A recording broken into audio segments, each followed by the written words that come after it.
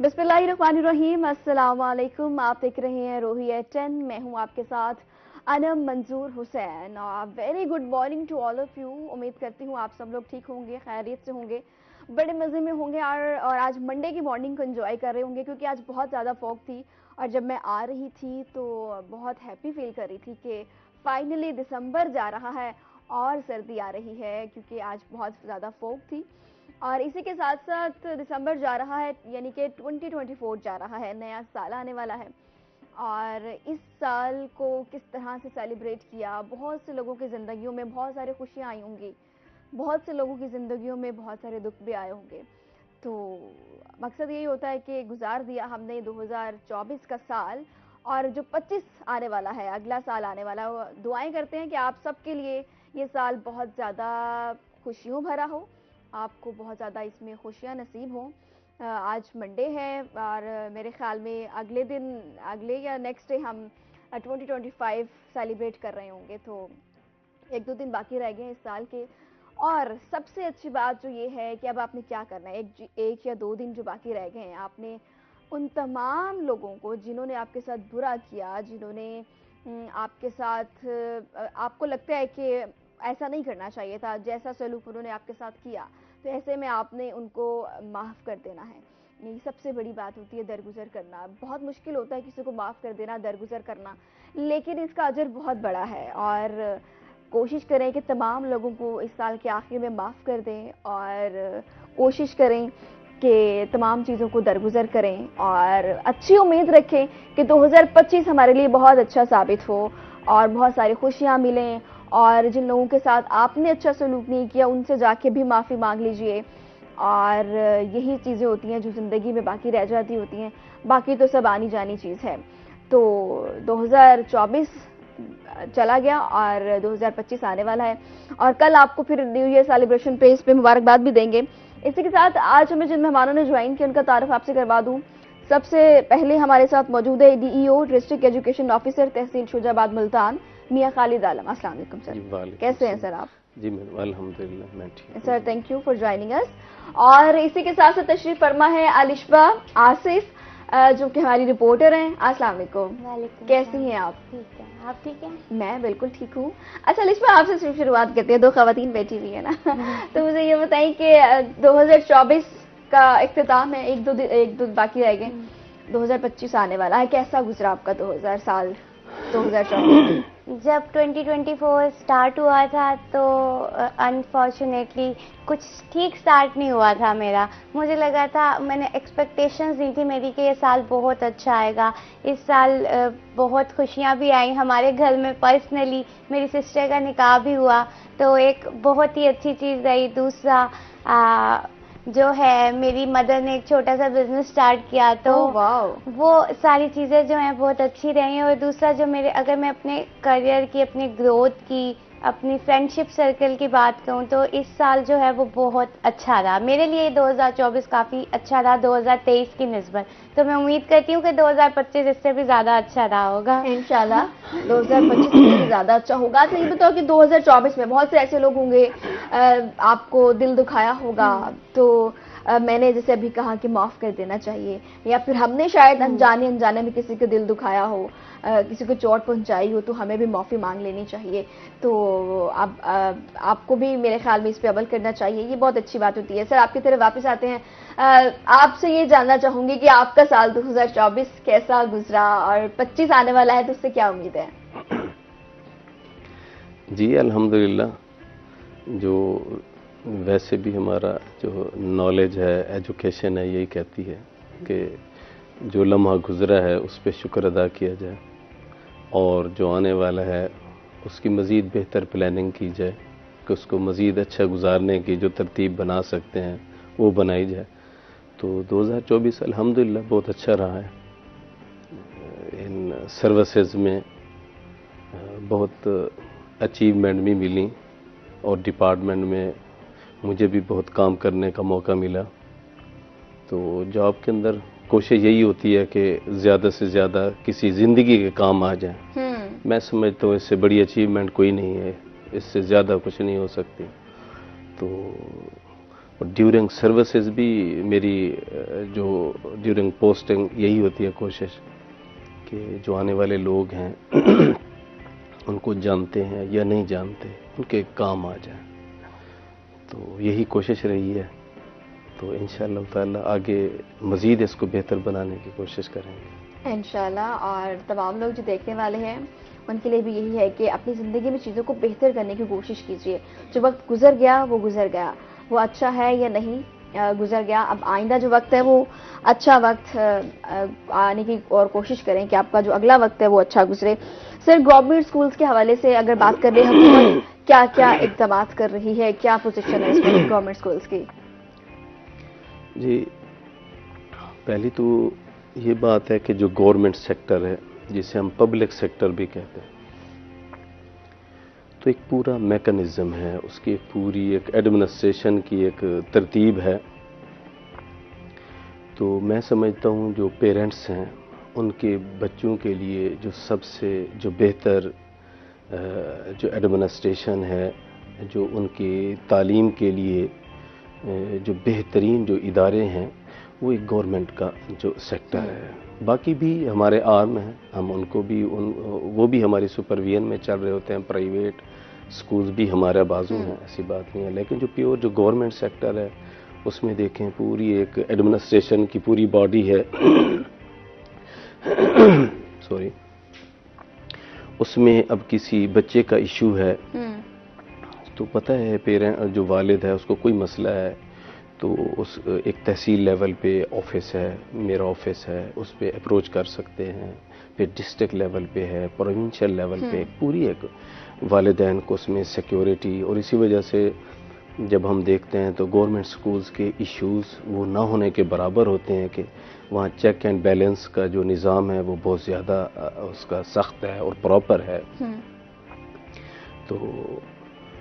तो इसलिए मैं समझता हूँ कि वालिदैन के लिए उनके बच्चों की बेहतरीन तालीम और तरबियत के लिए जो एक फोरम है, जो इदारे हैं, तो वो गवर्नमेंट सेक्टर ही है, उनको इसको प्रेफर करना चाहिए। ठीक हो गया।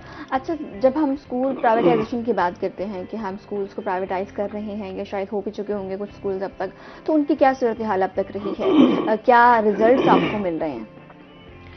देखिए, एक तो इसकी मैं थोड़ा करेक्शन करना चाहूँगा इस आपके टीवी चैनल के ज़रिए। जो पेरेंट्स हैं, जो पब्लिक है, जो उनमें एक गलत फहमी पाई जा रही है वो ये है कि ये गवर्नमेंट स्कूल्स हैं ये प्राइवेटाइज हो रहे हैं। ये ऐसी बात नहीं है, प्राइवेट नहीं हो रहा है, ये गवर्नमेंट का ही एसेट है, गवर्नमेंट के ही पास हैं।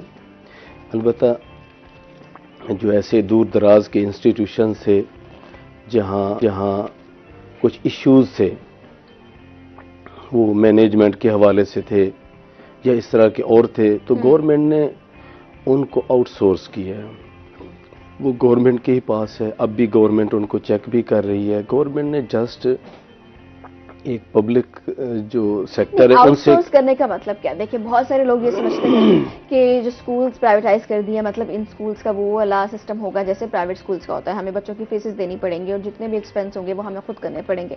इसके बरक्स जो आपकी फैकल्टी है उसमें भी बड़े खदशात पाए जा रहे हैं कि जैसे कि प्राइवेटाइज कर दिए हैं तो उनको भी प्राइवेटाइज कर दिया जाएगा। तो इसलिए बहुत से स्टूडेंट्स आपकी फैकल्टी के बहुत से ऐसे कह रहे होते हैं कि हम तो अब प्राइवेटाइजेशन की तरफ जा रहे हैं, मे बी हम लोग भी प्राइवेटाइज हो जाएं, तो बेहतर है कि अपना अदर कुछ चीज़ देख ली जाए कि पहले इससे कि हमें प्राइवेटाइज कर दिया जाए तो हम पहले अपना ही कोई बंदोबस्त कर ले। तो ज़रा ये क्लियर करते हैं। देखिए, उसमें ये है कि सिर्फ गवर्नमेंट ने उसकी मैनेजमेंट चेंज की है। वालिदैन के लिए, बच्चों के लिए जैसे वो पहले पढ़ रहे थे, उन बच्चों के लिए जैसे पहले फ्री बुक्स मिल रही थी और जो सहूलियात थी जो पहले मिल रही थी वो वैसे रहेंगी। और इसी तरह उनकी जिस तरह पहले कोई ड्यूज़ फीस नहीं थी वो अब भी नहीं होगी। हाँ, अब भी नहीं होगी, वो पेरेंट्स के लिए वैसे ही होगा। अलबत्ता ये है कि सिर्फ मैनेजमेंट जो है वो चेंज किया है कि एक पब्लिक सेक्टर से गवर्नमेंट ने एक एग्रीमेंट करके फ्यू ईयर्स के लिए उसको उनका हैंड ओवर किया है फॉर स्पेसिफिक पीरियड। ठीक है, ये उसकी बिल्डिंग, उसका तमाम एसेट ये गवर्नमेंट का ही। की पॉलिसीज क्या है? देखिए, हैंडओवर तो एक जब एक कांटेक्ट एक किसी एनजीओ से या इस तरह जो 3 जो ग्रुप बनाए गए हैं उसके आला तालीम याफ्ता जो हैं उनको उनका एक ग्रुप बना के उनको दे दिया गया है फॉर स्पेसिफाइड ईयर्स के लिए, उनके साथ एक एग्रीमेंट हुआ है। तो अब ये बिल्डिंग उनको हैंड ओवर की गई है कि अब आप इसको मैनेज करेंगे, तो उनके साथ भी एग्रीमेंट, हम इसको बेहतर बच्चों को तालीम देंगे। तो ये एक एग्रीमेंट के तहत उनको इस एक पीरियड के लिए हैंड ओवर हुआ है। तो गवर्नमेंट इसको अगर वो नहीं चला पाते या कोई इस तरह इशू, गवर्नमेंट किसी वक्त उसको कैंसिल कर चेंज करके देखिए कि शायद सिस्टम बेहतर हो जाए, बच्चों की तालीम की मेयार बेहतर हो जाए। बेहतरी के लिए ये गवर्नमेंट ने इसको इनिशिएट किया है, इनिशिएटिव लिया है। ठीक है, अलिशा आपकी तरफ आते हैं। हम साल 2024 के थे, लेकिन हमने देखा कि हमारा जो एयर क्वालिटी इंडेक्स है, या फिर हम देखें कि अगर क्लाइमेट चेंज की बात करें तो हमें बहुत सारी चीज़ों का सामना करना पड़ा इस साल, बहुत कुछ फेस करना पड़ा। अगर पाकिस्तान की बात कर ले तो भी हमें अपना एवरेज उम्र कम होती हुई इस हवाले से नजर आई। अगर लाहौर की बात कर ले या इसके गिरदोनवा की बात कर ले तो बहुत ज़्यादा चीज़ें हमें देखने को मिली। तो महकमा माहौलियात की जानिब से या हमें क्लाइमेट चेंज की जानिब से हमें क्या चीज़ें आगे बेहतरी की तरफ देखेंगे कि 2024 में बेहतर इक़दाम किए जाएंगे? इसके हवाले से अगर महकमा माहौलियात की बात करें तो प्लास्टिक का इस्तेमाल है, उस पर भी बैन कर देती है, लेकिन उतना इम्प्लीमेंट नहीं होता। इस हवाले से क्या कहेंगे? इस हवाले से अनम 2024 जो है बहुत ख़तरनाक रहा है। एयर क्वालिटी इंडेक्स की बात कीजिए तो मुल्तान पाकिस्तान में नहीं दुनिया भर में भी फॉल करता रहा है फर्स्ट 3 नंबर्स में, और 2100 तक गया है एयर क्वालिटी इंडेक्स, जो कि बहुत ही ज़्यादा ख़तरनाक है। मुल्तान की फ़िज़ा जो थी पाकिस्तान की सबसे जो बदतरीन फ़िज़ा है, कुछ दिन ऐसे भी रही, नंबर 1 पे रही। इस हवाले से महकमा माहौलियात की जानिब से जो है क्रैकडाउन किए गए। अब तक मुल्तान की बात कीजिए, जो भट्टे हैं 130 जो हैं नंबर है, फिगर है, वो डिमोलिश कर दिए गए हैं, मुकम्मल तौर पे मस्मार कर दिए गए हैं। और इसके साथ साथ जो है प्लास्टिक की बात हो रही है, क्योंकि प्लास्टिक वैसे ही हम भी बात करते हैं कि कितना खतरनाक है। 75 माइक्रोन से कम का प्लास्टिक, यानी जो बहुत पतला शॉपर है, जो हम रेडी पे जो फ्रूट्स लेने जाते हैं, जिसमें हम चाय ला रहे होते हैं, वो खतरनाक है। अब इस हवाले से कंपेन, हम अक्सर सारी चीजें उस शॉपर में ही तो लेके आते हैं, और हमें खुद भी पता नहीं है कि वो कितना खतरनाक है। हम महकमा माहौलियात की जानिब से अब क्रैकडाउन किया जा रहा है 1 जनवरी तक। जितनी भी प्लास्टिक बनाने वाली कंपनीज हैं, इंडस्ट्रीज हैं और बेचने वाले डिस्ट्रीब्यूटर्स हैं, तो उनके लिए एक उन्होंने, क्योंकि पहले उन्होंने डेडलाइन दे दी है कि आप इसको रजिस्ट्रेशन करवाएं इधर ऑफिस से, और एनवायरमेंट प्रोटेक्शन एजेंसी जो है उसकी वेबसाइट पे जाके रजिस्ट्रेशन हो सकती है। 1 जनवरी से जो है क्रैकडाउन का आगाज हो जाएगा, जैसे कि भट्टे डिमोलिश कर दिए गए मुकम्मल तौर पे। जिन इंडस्ट्रीज में इमिशन कंट्रोल सिस्टम नहीं था वो भी सील कर दी गई हैं। तो इस हवाले से जो भी इंडस्ट्रीज प्लास्टिक बनाने वाली रजिस्टर्ड नहीं होंगी, उन्हें मुकम्मल तौर पे ना सिर्फ सील किया जाएगा बल्कि 15 लाख तक का जुर्माना भी किया जाएगा। और अगर अभी हम मुल्तान की बात करें तो क्योंकि मुल्तान में आपने देखा होगा एयर क्वालिटी इंडेक्स बेहतर हुआ है 2100 से, अगर वो ऑब्वियसली 300 भी खतरनाक है हमारे लिए, उस पर भी आया है। तो ये सारी हमने ऐसे छोड़ा हुआ था कि हम ज़िगज़ैग टेक्नोलॉजी को फॉलो नहीं कर रहे थे। कुछ साल से हमारी जो महकमा ही है वो ही हमें नहीं नजर आया। मतलब इसमें ये है कि 2025 के लिए बहुत ज्यादा ही चीजें हैं जो आपकी नजर में है, पाइपलाइन में बेहतर करने की कोशिश की जा रही है। उम्मीद करते हैं कि ऐसा ही हो। वक्त होता है ब्रेक का, छोटी सी ब्रेक के बाद वापस आते हैं।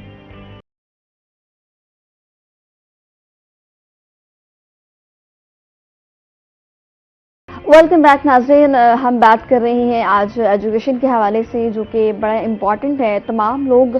तमाम पेरेंट्स अपने बच्चों के लिए बहुत ज़्यादा परेशान होते हैं कि हमारे बच्चों का तालीमी निज़ाम जो है वो कैसा है। जब बच्चे स्कूल में जाते हैं तो क्या चीज़ें होती हैं जो उनको प्रोवाइड की जा रही हैं, कैसा तालीमी निज़ाम है जो उनको दिया जा रहा है, किस माहौल में जाते हैं। तो ये पेरेंट्स के लिए बड़े खदशात होते हैं जो अपने बच्चों के लिए शो करते हैं। वापस से लिशा की तरफ आते हैं, उसी को कंटिन्यू करते हैं। महकमा माहौलियात की जानिब से जो अब तक माहौल दुश्मन अनासिर हैं उनके खिलाफ क्या क्या कार्रवाइयाँ की जा रही हैं? यही अभी हम इसी पे बात कर रहे थे। जो इंडस्ट्रीज़ हैं उनको बेसिकली इमिशन कंट्रोल सिस्टम लगाने के मुतल्लिक कहा गया था। इसी तरह जो भट्टे हैं उनको ज़िगज़ैग टेक्नोलॉजी पे करने को कहा गया था।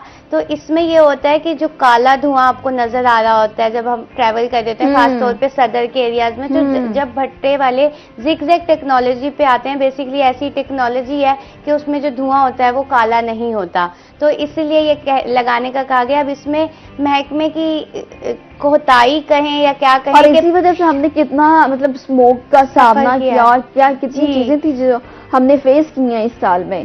अनम कल में एक गई थी ऐसी कवरेज करने के लिए भट्टे पे ही, तो उनका पॉइंट ऑफ व्यू ये होता है, हमारे यहाँ लोगों में अवेयरनेस नहीं है। वो कहते हैं कुछ नहीं होता काले धुएं से मैडम, ये कुछ भी नहीं है, इससे कुछ नहीं होता, ये बस ऐसे ही हमें तंग कर रहे हैं लोग कि ये इससे जिगजैग पे करें और इस तरह करें, तो अवेयरनेस भी नहीं है उनको। दूसरी बात ये कि महकमे की जानिब से जब कार्रवाइयाँ की गई, इसी तरह अगर हम ट्रैफिक की बात कर लें, अगर आपकी जो ट्रैफिक है या आपके पास जो अपना व्हीकल है वो काला धुआं छोड़ रही है या आपके पास फिटनेस सर्टिफिकेट नहीं है या आप देख नहीं रहे कि आपकी गाड़ी कितना पोल्यूशन फैला रही है और आप खुद इंडिविजुअल, आप खुद जिम्मेदार हैं, अपनी गाड़ी ठीक नहीं करवा रहे, तो वो भी एक माहौल दुश्मन अनासिर का बायस है। अब तक जो है तकरीबन 3 लाख गाड़ियों की चेकिंग हो चुकी है। इसी तरह फाइन की बात की जाए तो तकरीबन 2500 से ज्यादा ऐसी गाड़ियां जिनको रोक दिया गया है और 1800 कुछ हैं गाड़ियां जिनको भारी जुर्माना भी किया गया और स्टिल ये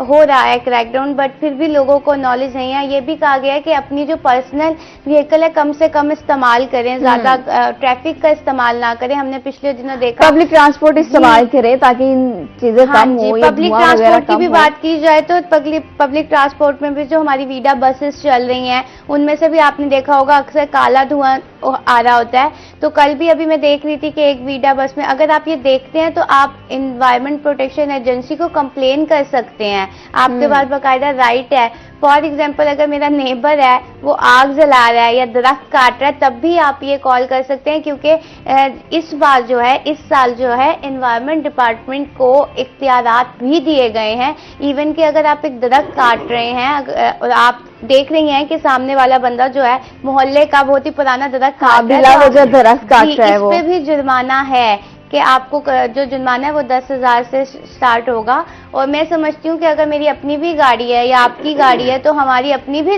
जिम्मेदारी है कि हम माहौल को किस तरह बेहतर बना सकते हैं, हम भी बाइस बन रहे होते हैं। एग्जैक्टली, बहुत सारी चीजें होती हैं। आप देखें हम कभी शॉपिंग के लिए जाएं तो हमारे हाथ में बहुत सारी कह सकते हैं कि कपड़े का बैग भी होता है, फिर भी हमने कोई चीज लेनी होती है तो हम कहते हैं नहीं भाई इसको शॉपर में डाल के दे, तो बिला वजह उस शॉपर का इस्तेमाल कर रहे हैं जो कि हमें पता है कि बड़ा नुकसानदेह है हमारे लिए। और ऐसी खाने की चीजें जो आप वैसे भी लेके आ सकते हैं, बॉक्सेस में लेके आ सकते हैं, वो भी हम उसको शॉपर में डलवा के लेके आ रहे होते हैं जो कि हमारे लिए कितनी नुकसानदेह है। ये भी चीजें बड़ी मैटर करती है ना कि जब इंडिविजुअली अपना हम किरदार अदा करेंगे कि हमारी ये जिम्मेदारी है, हमने खुद इस चीजों को अवॉइड करना है, तो चीजें बेहतर हो जाएंगी। इसमें थोड़ा सा रोल हमारे महकमों का भी है कि जो अवाम है उनको आगाही दी जाए कि ये वाला शॉपर, जैसे बोला, जो देख रहे हैं उनको ऑब्वियसली इतना नहीं पता कि 75 माइक्रोन क्या है, कि आपने पतला शॉपर इस्तेमाल नहीं करना। अगर आपको कोई दे रहा है तो आप उसमें स्पेशली नम खाने की जो चीजें आती हैं वो तो ज्यादा खतरनाक है कि आप अपनी चाय लेके आ रहे हो उसमें। इवन आप बच्चों को, अभी हमने देखा कि सरकारी स्कूलों में ही एनवायरमेंट डिपार्टमेंट की जानिब से कैंपेन शुरू की गई थी मुल्तान के, जिसमें जो है बच्चों को बताया जा रहा था कि आपके लिए ये शॉपर कितना नुकसानदेह। तो ऐसी आगाही मुहिम की भी सख्त जरूरत है इस वक्त हमें। बिल्कुल अशबा, सही बात है। और क्योंकि अब इस पे तो अच्छी बात है कि 2025 में इस पे काम करने की कोशिशें की जाएंगी, बड़ी पॉलिसीज बना ली गई हैं, तो बड़ी अच्छी बात है। तो आज मौसम भी मुल्तान का बहुत अच्छा है और फोगी मौसम है, सर्दी आ चुकी है, दिसंबर जा रहा है और सर्दी आ रही है, तो हमने सोचा कि जरा वेदर अपडेट भी ले लेते हैं, देखते हैं कि आइंदा आने वाले दिनों में, क्योंकि हमने देखा एक दिन फोग होती है अगले दिन वो धूप निकली होती है, तो ये मौसम बहुत बदल रहा है। तो हसन मलिक हमारे साथ मौजूद हैं। जी हसन, आगाह कीजिएगा आज का मौसम कैसा है और आने वाले दिनों में कैसा मौसम होगा? जी अनम, मुल्तान शहर और गिरदो नवाह के अगर आज के मौसम के हवाले से बात की जाए तो आज मुल्तान शहर में दांत बजा देने वाली सर्दी का आगाज हो चुका है। आज अगर सुबह सवेरे की बात की जाए तो आज सुबह सवेरे से मुल्तान शहर में विजिबिलिटी बिल्कुल ना होने के बराबर है। 50 मीटर तक मुल्तान शहर में इस वक्त विजिबिलिटी देखने में आ रही है। सुबह सवेरे की बात की जाए तो सुबह सवेरे तो मुल्तान शहर की जो विजिबिलिटी थी वो सिफर थी, जिसके बाइस मोटरवे को मुकम्मल तौर पर बंद कर दिया गया था। अगर फ्लाइट ऑपरेशन की बात की जाए तो फ्लाइट ऑपरेशन भी मुकम्मल तौर पर मुअत्तल हो चुका है विजिबिलिटी कम होने की वजह से। तो आज अगर शहर के कम से कम दर्जा हरारत की बात की जाए तो आज मुल्तान शहर का कम से कम दर्जा हरारत 5 डिग्री सेंटीग्रेड पर रिकॉर्ड किया गया है। सुबह सवेरे से अब तक ठंडी हवा चलने का सिलसिला जारी और सारी है। धुंध ने हर चीज धुंधला दी है और इवन के 50 मीटर से अबव कोई चीज भी हो तो वो नहीं नजर आ रही। धुंध ने जो ही अपनी औट में लिया है तमाम चीजों को, तो वहीं दूसरी जानिब शहरियों के दांत भी बजने लग गए हैं और सर्दी की शिद्दत नुमाया हद तक बढ़ती हुई दिखाई दे रही है। आज अगर शहर के ज्यादा से ज्यादा दर्जा हरारत की बात की जाए तो आज शहर का ज्यादा से ज्यादा दर्जा हरारत 17 से 18 डिग्री सेंटीग्रेड तक जाने के इम्कानात जाहिर किए जा रहे हैं। हवा में नमी का तनासुब आज मुकम्मल तौर पर 100% तक रिकॉर्ड किया गया। एयर क्वालिटी इंडेक्स की बात की जाए तो आज शहर का एयर क्वालिटी इंडेक्स बदतरीन हद तक आलूदा है, जो कि 215 पॉइंट्स पर रिकॉर्ड किया गया। पाकिस्तान के फिजाई आलूदा तरीन शहरों की लिस्ट में मुल्तान आज दूसरे नंबर पर स्टैंड करता हुआ दिखाई दे रहा है। आइंदा आने वाले दिनों के हवाले से बात की जाए तो अनम महकमे मौसमियात की जानिब से ये कहा जा रहा है कि आइंदा आने वाले दिनों में मुल्तान शहर का मतला जुज़वी तौर पर अबर आलूद रहेगा। धुंध के हवाले से अगर स्पेशली बात की जाए तो महकमे मौसमियात की जानिब से ये कहा जा रहा है कि धुंध आइंदा आने वाले दिनों में बढ़ती हुई दिखाई देगी। जहाँ एक जानिब मोटरवे को मुकम्मल तौर पर बंद किया गया है, तर्जमान मोटरवे की जानिब से ये कहा जा रहा है कि शहरियों को एहतियाती तदाबीर अपनाने की जरूरत है, गैर जरूरी सफर से परहेज करें। तो वहीं सिटी ट्रैफिक पुलिस की जानिब से ये कहा जा रहा है कि शहर के अंदर चलने वाली जितनी भी ट्रैफिक है ड्राइवर्स को एहतियात करने की जरूरत है, रफ्तार को कम रखें। उसके अलावा जो फॉग लाइट्स हैं स्पेशली उनके इस्तेमाल को यकीनी बनाएं। और ये भी जरूर कहा जा रहा है कि शहरी जरूरी काम से सफर करें, उसके अलावा सफर से परहेज करें, ज्यादा बेहतर है। आइंदा आने वाले दिनों के हवाले से बात की जाए तो आइंदा आने वाले दिनों में मुल्तान शहर का मतला इसी तरह से जुज़वी तौर पर अबर आलूद रहेगा। सर्दी की शिद्दत बढ़ती हुई दिखाई देगी और धुंध की शिद्दत भी आइंदा आने वाले दिनों में मजीद बढ़ेगी। जी बहुत शुक्रिया हसन, आपने आगाह किया कि धुंध ने सब कुछ धुंधला दिया है और उन लोगों के लिए भी मैसेज है कि जो लोग सफ़र कर रहे हैं तो बड़ा एहतियात करें, अवॉइड करें अगर ज़रूरी काम से आपने नहीं जाना, क्योंकि फोग की वजह से विजिबिलिटी बहुत कम है। सर आपकी तरफ वापस आते हैं। गवर्नमेंट स्कूल्स की आप भी सफ़र करते हैं वैसे मुल्तान से शुजाबाद, शुजाबाद से मुल्तान, तो कैसा मतलब आने वाले दिनों में तो फोग का सामना होगा, तो फिर कैसे ये चीज़ें मैनेज होंगी? देखिए इसके पेश नज़र इसलिए गवर्नमेंट ऑफ पंजाब ने तातीलात की हैं। सबसे जो अहम है हम सब के लिए, हमारे एजुकेशन डिपार्टमेंट के लिए, वो एक बच्चा है। तो पहले तो गवर्नमेंट ने उनकी जो यूनिफॉर्म थी वो भी रिलैक्स कर दी थी कि वो जिस भी उसमें पहन के अपने सर्दी के पेश नज़र माँ बाप जो भी उनको ड्रेस पहना के, यूनिफॉर्म का स्टफ एक ही जैसा होता है तो बच्चों के लिए मुश्किल होता है, कुछ बच्चे बहुत ज़्यादा सर्दी महसूस करते हैं, तो फिर उन्होंने इसी वजह से कर दिया। हाँ, ताकि वो सर्दी के पेश नज़र पेरेंट्स उनको माएँ जिस तरह भी तैयार करके भेजती हैं, इसको रिलैक्स किया। फिर अब तातीलात भी कर दी हैं, गवर्नमेंट भी इस पर यकीनन नज़र रखे हुए है कि सबसे पहले बच्चे की जो सेहत है वो अहम है। तो सेहत होगी तो बच्चा फिर तालीम जो है वो हासिल कर सकेगा। सही हो गया। वैसे बच्चों के लिए तो ज़रूरी है कि उनको छुट्टियां दी जाएं, लेकिन मैं अपनी बात करूं तो मैं कहती हूँ कि यही तो मौसम होता है, छुट्टियां दे देते हैं इसी मौसम में, मतलब यही फॉग एंजॉय, सर्दी एंजॉय करने वाली होती है और इसमें छुट्टियां हो जाती हैं। जैसे गवर्नमेंट स्कूल्स की बात करें तो वहाँ पर बच्चों के एडमिशन ज़्यादा हो रहे हैं या कम हो रहे हैं, तो क्या चीज़ें देखने में आ रही हैं? मतलब हम तो यही सुनते हैं कि गवर्नमेंट स्कूल में बच्चे एडमिशन बहुत कम ही लेते हैं, ज़्यादातर प्राइवेट स्कूल्स की तरफ ही जाते हैं। तो अगर आपकी तमाम पॉलिसीज़ और तमाम चीज़ें बेहतर हैं तो फिर एनरोलमेंट की शरह आपके यहाँ क्या है? देखिए गवर्नमेंट स्कूल्स में जो एनरोलमेंट की शरह है वो मुसलसल बढ़ रही है। अच्छा, बिल्कुल उसमें इजाफा हो रहा है। और गवर्नमेंट ऑफ पंजाब और इस वक्त जो हमारी मोहतरमा वज़ीर आला पंजाब हैं मरियम नवाज साहबा, और उनके गाइडेंस, उनकी डायरेक्शन की रोशनी में हमारे जो मिनिस्टर फॉर एजुकेशन हैं राना सिकंदर रियाज साहब, वो मुसलसल फोकस किए हुए हैं कि हमारे जो गवर्नमेंट इदारे हैं, क्योंकि रकबे के हवाले से, सहूलियात के हवाले से, हर हवाले से हमारा गवर्नमेंट सेक्टर जो है वो बहुत आगे है। तो जहां मज़ीद उसको तवज्जो की ज़रूरत है तो वो मज़ीद तवज्जो जो है वो दी जा रही है। तो सहूलियात को भी उसमें इंक्रीज़ किया जा रहा है। ये आउटसोर्सिंग जो है ये भी उसी सिलसिले की कड़ी है। अच्छा, ये आउटसोर्स किए हैं, पार्टनर्स को आप लोगों ने स्कूल्स दिए हैं, तो इस वजह से एनरोलमेंट की शरह बढ़ रही है या कुछ और चीज़ें चेंज हुई हैं? देखिए, वो तो अगर वहीं पे उसका जो मालिक है, ऑनर है, वो बेहतर मैनेज करता है तो वो एनरोलमेंट बढ़ेगी। अगर उसमें उनकी तरफ से उनकी मैनेजमेंट में कोई खला है तो यकीनन पेरेंट्स अगर डिससेटिस्फाई हैं तो नहीं होगी, तादाद नहीं बढ़ेगी। और ये नहीं है कि इसमें मैं भी थोड़ी सी मजीद उसमें ऐड करता चलूँगा कि उनको फ्री हैंड नहीं है कि उनको दे दिए अब महकमा बिल्कुल पीछे हट गया, नहीं। हमारे विजिट हो रहे हैं, हमारी मुसलसल उन पे नज़र भी है। हमारी जो फील्ड ऑफिसर्स हैं, जितने भी ऑफिसर्स हैं, हमारी डिस्ट्रिक्ट एडमिनिस्ट्रेशन है, तो वो भी उन पे कड़ी नजर है, मतलब बिल्कुल उन पे जी वो सही आया मैनेज कर रहे हैं। अगर हम महसूस होता है कि उनकी मैनेजमेंट सही नहीं है तो यकीनन हमारी तरफ से रिपोर्ट्स अरसाल होंगी, तो जो गवर्नमेंट है तो उस पे उसको गौर करेगी, उसका कॉन्ट्रैक्ट जो है वो कैंसिल भी किया जा सकता है। ओके, यस, ठीक हो गया।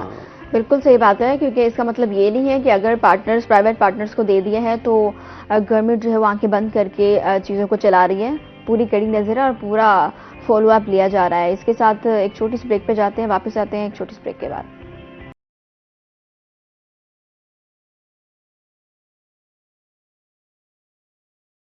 वेलकम बैक नाज़रीन, एक दफ़ा फिर से आपको खुशामदीद कहते हैं और अलिशा की तरफ वापस आते हैं। अलिशा, हम देखते हैं कि हमारी सोसाइटी का एक अलमिया है, एक कह सकते हैं कि बहुत सारी चीज़ें ऐसी हैं जो हमारी सोसाइटी में हो रही हैं जो कि नहीं होनी चाहिए।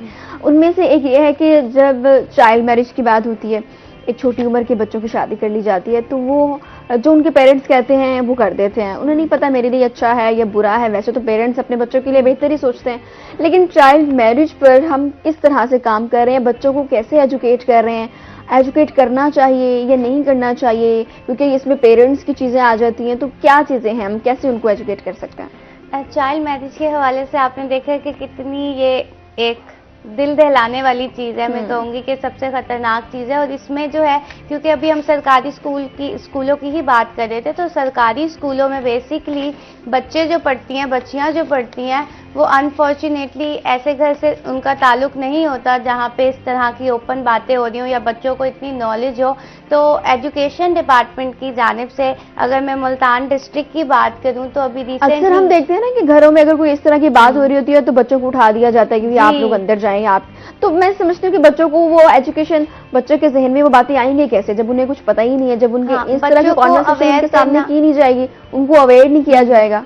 बच्चों को अवेयर करना बहुत ज़रूरी है, क्योंकि आपको आई थिंक सो कि अगर आप खुद अपने लिए आवाज़ नहीं उठा सकते तो फिर कुछ भी नहीं हो सकता। हमने देखा है बच्चों के पास अभी जो है चाइल्ड प्रोटेक्शन की जानिब से एजुकेशन डिपार्टमेंट के साथ कोलैब करके सरकारी स्कूलों में एक कैंपेन का आगाज़ हुआ था विंटर वेकेशन से पहले, जिसमें जो है चाइल्ड प्रोटेक्शन ब्यूरो जो है बच्चों को उनके राइट्स के बारे में आगाह कर रहा था। स्पेशली जो है ये देखा गया कि जो तालबात लड़कियों के स्कूल हैं वहाँ पर यह कैंपेन ज़्यादा चलाई गई, क्योंकि एक सर्वे किया था एक प्राइवेट ऑर्गेनाइजेशन की जानिब से, जिससे यह पता चला कि जनूबी पंजाब में अभी भी जो है 35% जो बच्चियां ऐसी है जिनकी जो है तकरीबन 16 साल से कम उम्र में शादी कर दी जाती है। और है ना, आपने देखा होगा क्योंकि हमारा खित्ता ऐसा है, यहाँ पे ये फ्लड की नज़र होता है। तो जब भी इसमें ये होता है कल्चर कि जब भी एक फैमिली मूव करने लगती है ना, तो जो उनके साथ बच्ची होती है ना, वो कहते हैं कि हम इसकी जो है शादी कर दें। तो ये अक्सर देखा गया, हमने काफ़ी स्टोरीज भी की हैं इस पे। तो अभी जो है बच्चों को नॉलेज देना कितना ज़रूरी है। अभी हम स्कूलों की बात कर रहे थे कि स्कूल जो है प्राइवेटाइजेशन की तरफ जा रहे हैं, तो ये बेसिकली पंजाब एजुकेशन फाउंडेशन को दिए जा रहे हैं। अब इसमें मसला ये था, जो भी स्कूल जहाँ पे 2 या 2 से कम टीचर हैं तो वो जो है प्राइवेटाइजेशन की तरफ गए, मगर एजुकेशन डिपार्टमेंट की जानिब से अगर जो टीचर्स हैं उनकी कमी को पूरा कर लिया जाता, जो स्टाफ है उसको बेहतर कर लिया जाता, तो ये प्राइवेटाइजेशन की तरफ ना जाते। इस वक्त पंजाब की बात की जाए, जनूबी पंजाब के सबसे ज़्यादा स्कूल हैं जो इस कल्चर में आए हैं या इसमें आए हैं। तो अगर पैफ की बात की जाए तो असातिज़ा जो हैं, अब उनके जो तबादले हैं वो दूसरे स्कूलों में हो रहे हैं। अभी कुछ असातिज़ा ऐसे भी हैं जिनके मसाइल चल रहे हैं कि आप जो टीचर का तबादला कर रहे हो, उनकी तबादला हो गया है पर उनके जो हैं ऑर्डर्स नहीं आए हैं, जिसकी वजह से उन्हें प्रॉब्लम्स हो रही हैं। उन्हें कहा जा रहा है आप डेंगी एक्टिविटी भी करें, क्योंकि वहाँ का जब तक स्टाफ नहीं आएगा। अगर मैं शुजाबाद की बात कर रहे हैं, हम मुल्तान डिस्ट्रिक्ट की बात कर रहे हैं, तो एक स्कूल ऐसा भी है जहाँ पे एक टीचर हैं जिनका मसला चल रहा था। वो कहती हैं कि मेरे ऑर्डर्स जारी हो गए, बट मुझे ये कहा जा रहा है क्योंकि अभी इधर का स्टाफ आया नहीं है तो आप इधर ही ड्यूटी करेंगे, पर आप ऑफिशियली जो है आप अपने गवर्नमेंट स्कूल में ही मतलब आप इनरोल हैं।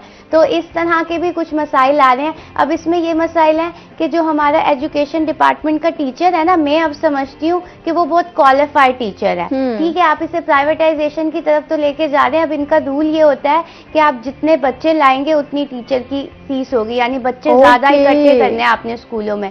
तो अब जो एक हमारा गवर्नमेंट टीचर देखें तो मैंने अब देखा है कि बहुत क्वालिफाइड टीचर आ रहे हैं, एमफिल किया हुआ है टीचर्स ने, टीचर्स को पता है बच्चों को कैसे पढ़ाना है। तो क्या अब ये एक सवालिया निशान है कि एजुकेशन डिपार्टमेंट जो है वो सरकारी स्कूलों को तो देख रहा है, उन स्कूलों में जाके देखेगा कि टीचर का तालीमी मयार क्या है।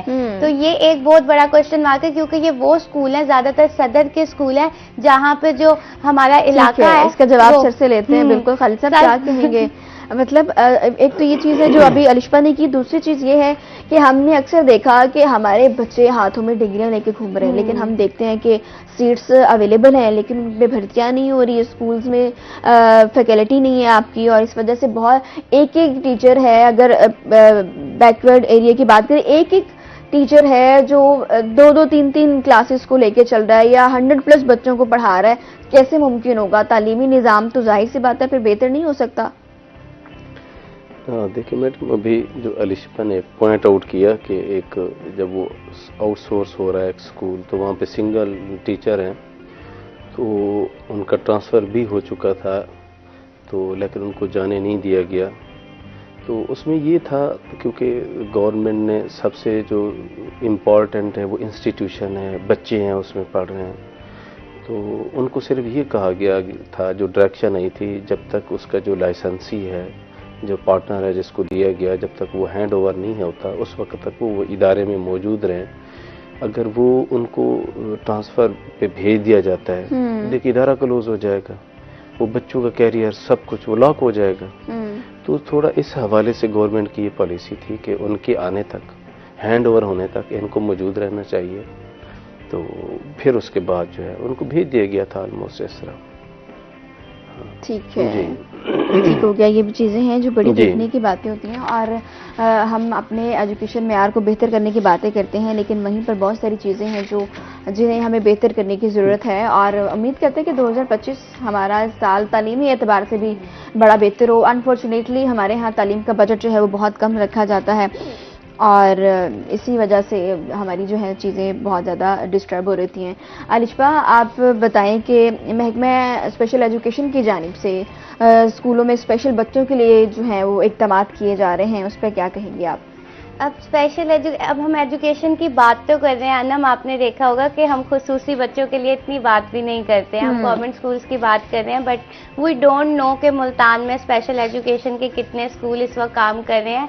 तो अगर हम मैं स्पेशल एजुकेशन की बात करूं, क्योंकि मैं खुद फील्ड में जाती हूं, कवर करती रहती हूं, एजुकेशन एरिया स्कूल स्पेसिफाई है मेरे लिए, तो मैं जाके देखती हूँ तो हमारे जो स्कूल्स हैं स्पेशल एजुकेशन की जानिब से बहुत अच्छे बनाए गए हैं। इवन के जनूबी पंजाब का जो सबसे बड़ा एक सेंटर बनाया गया है वो इस वक्त शादाब स्कूल है, और वो तकरीबन 5-6 करोड़ की मालियत उस पर और इन्वेस्ट की गई थी जब वो बन गया था, उसको वोकेशनल सेंटर बनाने के लिए। और उधर जो है मेंटली चैलेंज बच्चे पढ़ते हैं, उधर उनकी कैटेगरीज हैं, पर उधर एडमिशन बहुत कम है। वो इसलिए कि मुल्तान में या मुल्तान डिस्ट्रिक्ट के लोगों को पता ही नहीं है कि इन बच्चों की तालीम कितनी ज़रूरी है, कि अगर एक बच्चा ज़हनी तौर पे माजूर है तो यानी उसको घर में रख लिया जाता है। या आपने कभी देखा होगा, ये बहुत ही तल्ख हमारी रियलिटी है कि उन बच्चों से भीख मंगवाई जाती है।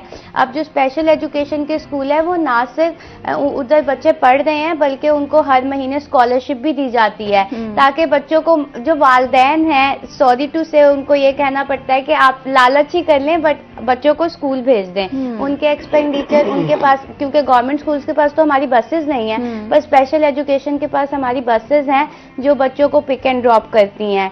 तो तो खुसूसी बच्चों की तालीम के लिए महकमा स्पेशल एजुकेशन, इस वक्त टीचर्स भी हैं, सब है, स्टाफ है, एक नहीं है तो सिर्फ कंपेन नहीं है, आप अवेयरनेस कंपेन नहीं दे रहे शहर भर में। मैं समझती हूँ कि अगर आप एक एक इलाका भी डिवाइड करो तो आपके स्कूल जो हैं वो आबाद हो जाएंगे, बच्चे जो हैं स्कूल में आ जाएंगे। माँ बाप को बताएं, हमने देखा अक्सर माँ बाप नहीं बच्चों को, जो स्पेशल बच्चे होते हैं नहीं उनको तालीम देते हैं, घर में ही रहते हैं। सबसे बड़ी बात ये होती है कि उनकी तालीम भी ज़रूरी है, उनको भी सिखाना ज़रूरी है। हम अक्सर देखते हैं कि इस तरह के बच्चे रोड्स गलियों में घूम रहे होते हैं, लेकिन एजुकेशन सेक्टर या इंस्टीट्यूट में हम उनको नहीं देखेंगे। वो इसलिए भी अनम, आपने देखा होगा, अभी हम भी बात कर रहे हैं तो हमें भी कुछ लोग देख रहे हैं, वो कह रहे होंगे मेंटली चैलेंज बच्चा क्या पढ़ेगा। अब उधर सेंटर में ये होता है कि मेंटली चैलेंज बच्चे की तालीम ये है कि वो गया है तो उससे उठना बैठना सिखा रहे हैं, एटलीस्ट अपना ख्याल रखना सिखा रहे हैं। अब इसमें कैटेगरीज होती हैं, पहले जो है जब उनका टेस्ट हो जाता है मेडिकली, उनकी कैटेगरीज डिवाइड हो जाती हैं और फिर पता चलता है कि category A B C D में फॉल करते हैं। अब जिस तरह की कैटेगरी होगी, फॉर एग्जाम्पल वो लफ्ज़ों की पहचान जानता हो तो उस बच्चे को जो है अल्फ़ाबेट की पहचान करनी सिखाई जाती है, थोड़ी बहुत तालीम जो है उसके सिलेबस बनाए गए हैं डिफरेंट। अब फॉर एग्जांपल एक बच्चा ऐसा है जिसको पता ही नहीं करना सिखाया जाता है ना, सबसे बड़ी बात होती है। और सबसे बड़ी बात ये कि उनको जो है वहाँ पे खुद मुख्तार बनाया जा रहा है। कुछ बच्चे हैं जिनको कुर्सी बुनना सिखाया जा रहा है, कुछ बच्चे हैं जो बच्ची हैं उनको बताया जा रहा है कि आप सिलाई कढ़ाई कैसे कर सकते हैं। तो अगर बच्चा जो है तालीम के साथ साथ इस चीज को भी सीख रहा है वहाँ, क्योंकि ये इन लोगों के लिए तो सबसे ज्यादा जरूरी है, उनको पॉलिश करने की जरूरत है। मे भी उनके अंदर कोई ना कोई ऐसी स्किल हो जिनको हम नहीं देख पा रहे, या उनके अंदर कुछ ना कुछ तो ऐसा है।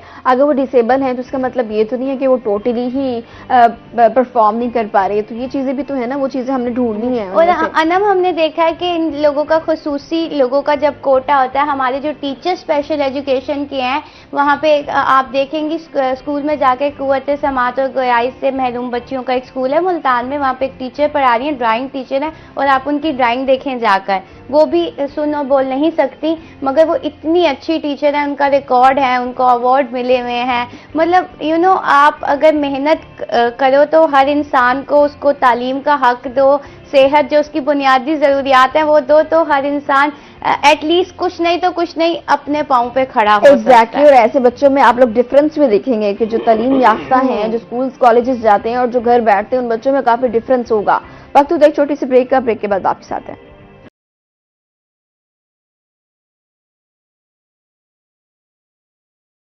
वेलकम बैक नाज़रीन, एक दफ़ा फिर से आपको खुशामदीद कहते हैं। और बड़ा इंपॉर्टेंट टॉपिक है जिसमें हम बात कर रहे हैं बच्चों की तालीम के हवाले से, फिर वो चाहे डिसेबल बच्चे हैं या एक नॉर्मल बिहेव करने वाला बच्चा है, उन दोनों की तालीम बेहद ज़रूरी है। सर, आपकी तरफ आते हैं, हम एजुकेशन की बात कर रहे हैं, लेकिन स्पेशल एजुकेशन की बात करें तो ये भी इसी में ही आता है। तो स्पेशल एजुकेशन के लिए क्या क्या इक़दाम कर रहे हैं, क्या चीज़ें हैं जो आप स्पेशल एजुकेशन में देख रहे हैं?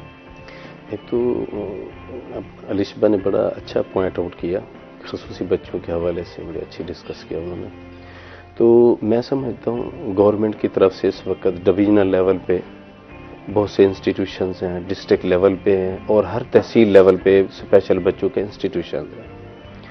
तो देखें, इसके साथ साथ जो हमारे नॉर्मल इस तरफ जो स्कूल एजुकेशन डिपार्टमेंट के जो हमारे स्कूल्स हैं, वो तो उनकी तादाद तो बहुत ज़्यादा है। तो वहाँ पे भी हेल्थ की टीमें आ रही हैं, टीम्स वहाँ पे आ रही हैं जो ऐसे बच्चों को फैसिलिटेट भी कर रही हैं। किसी की आई साइट है वो भी चेक कर रही हैं। इवन हम उनको वो गवर्नमेंट जो है ग्लासेस जो हैं ये भी प्रोवाइड की जा रही हैं। ओके जी, और हमारे यहाँ तमाम जरूरियात की चीजें तमाम जो हैं, देखें, जो उनको यूनिफॉर्म, उनको बुक्स हैं, बैग्स वगैरह, जो भी है स्टेशनरी है एक्स्ट्रा, अगर किसी को चाहिए वो रिक्वेस्ट भी कर ले तो हमारे स्कूल में स्कूल काउंसिल है, उसके अप्रूवल से फर्दर भी उनको जो है फैसिलिटेट किया जा रहा है। तो बाकी उनसे हट के जो नॉर्मल बच्चों के साथ जो बच्चे नहीं चल सकते, तो तहसील लेवल पे इदारे हैं, तो इस तरह डिस्ट्रिक्ट लेवल पे हैं। तो मैं समझता हूँ जब तक पेरेंट्स अपना रोल प्ले नहीं करेंगे तो इस तरह डिपार्टमेंट अकेले अपना रोल प्ले नहीं कर सकता। तो इसमें मैं आपके इस चैनल के तवज्जो से ये पेरेंट्स को पैगाम देना चाहूँगा कि आपके जो इस तरह डिसेबल्ड जो बच्चे हैं, अल्लाह ताला ने उनको बहुत सलाहियतों से नवाजा है, और आपके साथ जो गवर्नमेंट के जो स्कूल हैं, आम स्कूल हैं या तहसील लेवल पे, उनको पिक एंड ड्रॉप तक की भी सहूलत हासिल है। तो वहाँ उनको भेजें और ये बच्चे न सिर्फ अपना मुस्तकबिल रोशन कर पाएंगे बल्कि अपनी फैमिली का मुस्तकबिल भी रोशन करेंगे। हमारे इस जो हमारा मुल्क की तरक्की है उसमें भी अपना नुमाया जो है वो किरदार अदा करेंगे। कैंपेन्स कर रहे हैं, अवेयरनेस प्रोग्राम्स दे रहे हैं। जी बिल्कुल, हम तो मुसलसल जारी है ना हमारे। अब जिस तरह अभी हमारी उससे आप उसका रिजल्ट भी देख रहे हैं कि पेरेंट्स जो हैं वो इस तरफ आ रहे हैं, ऐसे बच्चों की एनरोलमेंट ज्यादा हो रही है। अब तो ये देखें ना, हमारे हमने सर्वे शुरू कर दिया है खुद डोर टू डोर। गवर्नमेंट की हमें इंस्ट्रक्शंस आई हैं, ऐसे बच्चे जो स्कूल नहीं आ रहे उनकी जो सर्वे हो रहा है कि उनके घर घर जाकर हमारे असातिज़ा जो है ये उनकी स्पेशल सर्विसेज है कि हम उनको उनकी तादाद जो है वो सॉर्ट आउट कर रहे हैं। फिर उनके बाद हम उनको मोटिवेट करेंगे, आप क्यों नहीं भेज रहे। हमारी तरफ से तो गवर्नमेंट ऑफ पंजाब की तरफ से तो तमाम आपको सहूलियात जो है वो हम देने के लिए तैयार हैं। काइंडली आप अपने बच्चे के लिए जो है उनको स्कूल तो भेजें। तो इस यकीनन मैं आपके इस तवज्जुह से मैं मज़ीद जो है उनको इस तरफ राग़िब करना चाहूँगा कि जो बच्चा है वो सबसे अहम है, तो उसके रोशन मुस्तकबिल के लिए जो पेरेंट्स का जो रोल है वो बहुत अहम है, वो इसमें ज़रूर अदा करें। फिर भी किसी को स्कूल मैनेजमेंट के हवाले से ख़ुसूसी बच्चे हैं या नॉर्मल बच्चे हैं, किसी को कोई भी मसला दरपेश है, तहसील लेवल पे हमारे ऑफिसेज हैं, डिस्ट्रिक्ट लेवल पे हमारे ऑफिसेज हैं। इस तरह प्राइवेट स्कूल का कोई इशू है, तहसील लेवल पे हमारे ऑफिसेज हैं, डिस्ट्रिक्ट लेवल हमें अप्रोच करे, हमें फाइल एप्लीकेशन दे, तो हम जो है ज़रूर उनकी जो कोई कंप्लेन है हम उनको ज़रूर इजाला करेंगे। ठीक हो गया। अलिशबा, महकमा लेबर डिपार्टमेंट की जानिब से मजदूरों की फलाह बहबूद के लिए क्या क्या काम किए जा रहे हैं? अच्छा, अभी हम बच्चों की बात कर रहे हैं तो इस हवाले से जो लेबर के बच्चे हैं तो उनकी तालीम कितनी ज़रूरी है, वो ऑब्वियसली हर इंसान की तालीम ज़रूरी है। तो 37,000 में 37 जो सैलरी मुकर्रर की गई है। पहली बात तो ये कि उनको पता ही नहीं होता कि कम से कम जो सैलरी अगर हमें कोई 20,000 रुपये दे रहा है मजदूरी करने के तो ये गलत है, तो ये पता होना चाहिए। और दूसरी बात ये कि जहां आप मजदूर इंडस्ट्री में काम कर रहे हैं तो उन्हें ये पता होना चाहिए कि हम रजिस्टर्ड हैं। जो भी मजदूर रजिस्टर्ड नहीं होता तो ऑब्वियसली उसकी जो सोशल सिक्योरिटी फीस है वो यानी इंडस्ट्री वाला नहीं दे रहा। और अगर वो रजिस्टर्ड नहीं है तो अगर खुदा ना ख्वास्ता कोई मसला हो जाता है, बीमार हो जाता है या कोई ऐसी आफत आ जाती है तो लेबर डिपार्टमेंट उसकी मदद नहीं कर सकता। अब लेबर डिपार्टमेंट इसमें क्या रोल प्ले करता है, जो रजिस्टर्ड मजदूर है उसकी ना सिर्फ सेहत का जो है ख्याल किया जाता है, यानी वो बीमार होता है तो उसे जो फ्री इलाज दिया जाता है, इसके साथ साथ जो उनके बच्चे हैं उनको स्कॉलरशिप प्रोवाइड कर रहे हैं। इसी तरह हमारा वर्कर वेलफेयर स्कूल काम कर रहा है जिसमें उनके बच्चे जो है फ्री ऑफ कॉस्ट पढ़ रहे हैं। अब ये उन लेबर के बच्चे हैं जो रजिस्टर्ड मजदूर है। तो अगर फॉर एग्जाम्पल कोई मजदूर है और उसका जो इंडस्ट्री वाला है उसको रजिस्टर्ड ही नहीं कर रहा, और दूसरा अगर उसकी बेटी की शादी होती है तो उसे ग्रांट दी जाती है 4 से 5 लाख की। तो ये एक सहूलियात है जो एक मजदूर जो काम कर रहा है उसको पता ही नहीं है कि ये मुझे मिल सकती है, मेरा बच्चा भी स्कूल जा सकता है नॉर्मल बच्चों की तरह। जो बच्चा देख रहा होता है अपने बाप के साथ मजदूरी कर रहा है वो भी जा सकता है। और दूसरा, एजुकेशन डिपार्टमेंट की जानिब से मुल्तान में 4 ऐसे स्कूल खोले गए हैं जिससे सुबह 9 प्रोजेक्ट स्टार्ट किया गया है। तो उसमें जो है बच्चों को जो काम कर रहे होते हैं दुकानों पे या वर्कशॉप पे तो उनके लिए सुबह साथ साथ पढ़ भी सकते हैं। हाँ, 12 क्लास है उनकी और वो 2-3 घंटे की क्लास है जिनके लिए सिलेबस बाकायदा स्पेशली तैयार किया गया जिसे पैकेज ABC का नाम दिया गया। तो ये सुबह 9 प्रोजेक्ट 2 लड़कियों के मुस्लिम स्कूल है उधर चल रहा है। इसी तरह प्राइवेट स्कूल की टाइमिंग क्या है, क्या ये तमाम चीजें वैसी ही हैं जैसे नॉर्मल स्कूल्स अगर हम बात करें वैसी हैं या इनको थोड़ा सा रिलैक्सेशन दी जाती है यूनिफॉर्म की? क्योंकि ये बच्चे ऐसे होते हैं कि अगर फॉर एग्जांपल एक बच्चा ABC लिखना जानता है तो उसका वो टेस्ट कर लेते हैं कि आया इसे ABC आती है तो ये हमारे पैकेज B में इनरोल हो सकता है, यानी वो उसको 3 क्लासेस पढ़ाते हैं। आगे वाली 3 क्लासेस पढ़ाते हैं। एक बच्चा जिसको कुछ भी नहीं आता तो वो उसे पैकेज A से स्टार्ट करवाते हैं। इसी तरह हमने देखा था ये जायका के ताउन से ये प्रोजेक्ट स्टार्ट किया गया था, जायका इन्हें स्पॉन्सर कर रहा है। तो ये जब स्कूल स्टार्ट किया गया था पायलट स्कूल में बच्चे आते थे वर्कशॉप से काम करके, ये ऐसे ही नहीं आए, पहले पूरी जो टीम डिजाइन की गई थी वो वर्कशॉप पे गई है, उन्हें बताया कि इन्हें 3 घंटे की छुट्टी दे दें, हम इन बच्चों को पढ़ाएंगे और ये आपके पास वापस आएंगे, क्योंकि कुछ बच्चे ऐसे हैं जो अपना घर चला रहे हैं तो उनके लिए पढ़ाई कितनी जरूरी है ये इन्होंने देखा है। हमने एक बच्चा साहिल देखा, जिसपे हमने रिपोर्ट भी बनाई कि वो आया था जब पैकेज ए से इनरोल हुआ था, और अब वो पैकेज सी में, यानी वो मैट्रिक के पेपर दे रहा है। तो ये बहुत बड़ी बात है। मतलब उस बच्चे को इतना उस पर तवज्जो दी गई और उसको तालीम दी गई कि वो मैट्रिक के एग्जाम्स दे रहा है, तो ये बड़ी अच्छी बात है। हम बच्चों की बात इसलिए करते हैं, चाहे वो एक नॉर्मल बच्चा है, चाहे वो लेमैन का बच्चा है, बच्चे हमारे मुल्क का असासा है, कीमती असासा है, हमारे मुल्क का फ्यूचर है। जब यही बच्चे तालीम याफ्ता होंगे, क्योंकि तालीम एक बेसिक चीज़ है जो आपके पास होनी चाहिए, तो अगर बच्चे तालीम याफ्ता होंगे तो फिर आगे जाके बेहतरी आ पाएगी। बिल्कुल ठीक आपने बात की अलिशा। तो ऐसे बच्चों को हमें तालीम देनी चाहिए। तो ऐसे बच्चों के लिए आप फॉर एग्जांपल किसी बच्चे को नहीं पता कि इस तरह, उनके पेरेंट्स को नहीं पता कि आप इस तरह हम बच्चों को तालीम दे सकते हैं काम के साथ साथ, तो अवेयरनेस कैंपेन्स कैसे आप लोग करते हैं? इसी के साथ एक कॉलर है, कॉलर्स की कॉल लेते हैं, उसके बाद वापस आपकी तरफ आते हैं। अस्सलाम वालेकुम। मैं नैन्सी से बात कर रहा हूँ जी, क्या कहना चाहेंगे? मैं ये कहना चाहता हूँ कि ये अपना मेरी बेटी है लाइबा, वो स्पेशल है। तो एक्चुअली हुआ ये पहले स्पेशल एजुकेशन में पढ़ रही थी, लेकिन उसके बाद कुछ बिना वजूहात की बिना पे उसने पढ़ना छोड़ दिया। ऐसा ऐसा हुआ ये कि उनकी एज हो गई, अभी 1 साल की है। तो वो मैं दोबारा स्पेशल एजुकेशन स्कूल में गया नर्सरी में, तो वो उसका फिर दोबारा से कहीं रुझान बढ़ा है। वो कहती है कि उसने मुझे इशारों से बताया कि मैं अभी मेरा दिल करता है कि मैं पढ़ूं। लेकिन जब मैं उधर प्रिंसिपल साहब के पास गया तो उन्होंने कहा कि भाई अभी इसकी एज ओवर हो चुकी है, अभी हम नहीं रह सकते इसको। ओके। तो क्या कोई ऐसा रास्ता है कि दोबारा दिल करता है पढ़ने को तो वो पढ़ सके?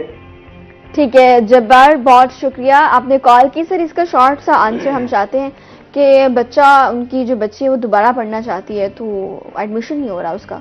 हाँ मैडम, इसमें देखें एक स्पेशल एजुकेशन डिपार्टमेंट अलग से डिपार्टमेंट है, वो इस बारे में मज़ीद बेहतर बता सकते हैं। जहाँ तक मैं समझता हूँ कि इनके लिए 2 रास्ते हैं। एक तो ये है कि ये उन प्रिंसिपल साहब से क्या कि ये रेगुलर उनकी जो स्टूडेंट की एज होती है उनका अपनी तरतीब, उससे हट के ये प्राइवेट हैसियत से तैयारी करें। ठीक है। उसी इंस्टीट्यूशन में करें तैयारी। ठीक है। और फिर प्राइवेट हैसियत से अपीयर हो जाए बोर्ड के अंदर, वो बोर्ड के एग्जाम दे सकते हैं। ठीक है। एक ये ऑप्शन है। और दूसरा इकबाल ओपन यूनिवर्सिटी है, अगर इनको मूवमेंट में भी इशू पेश आ रहा है, पेरेंट्स के लिए भी मसला है पहुंचाने में, बाज गरीब वालिदैन है, वो बाप मजदूरी के लिए जाता है, बेटी को पहुंचाना ले आना, ये तो वो घर बैठे दाखिला भेज के वहीं भी जो है इस तरह भी उनकी जारी रख सकते हैं। थैंक यू वेरी मच, आपने वक्त दिया, बड़ी अच्छी कॉन्वर्सेशन हुई, बड़ी फ्रूटफुल कॉन्वर्सेशन थी। थैंक यू लिशा, बहुत शुक्रिया आपका। वक्त होता है ब्रेक का, जब ब्रेक के बाद वापस आएंगे, नए मेहमान होंगे, नई बातें होंगी। Have a short break, stay with अस।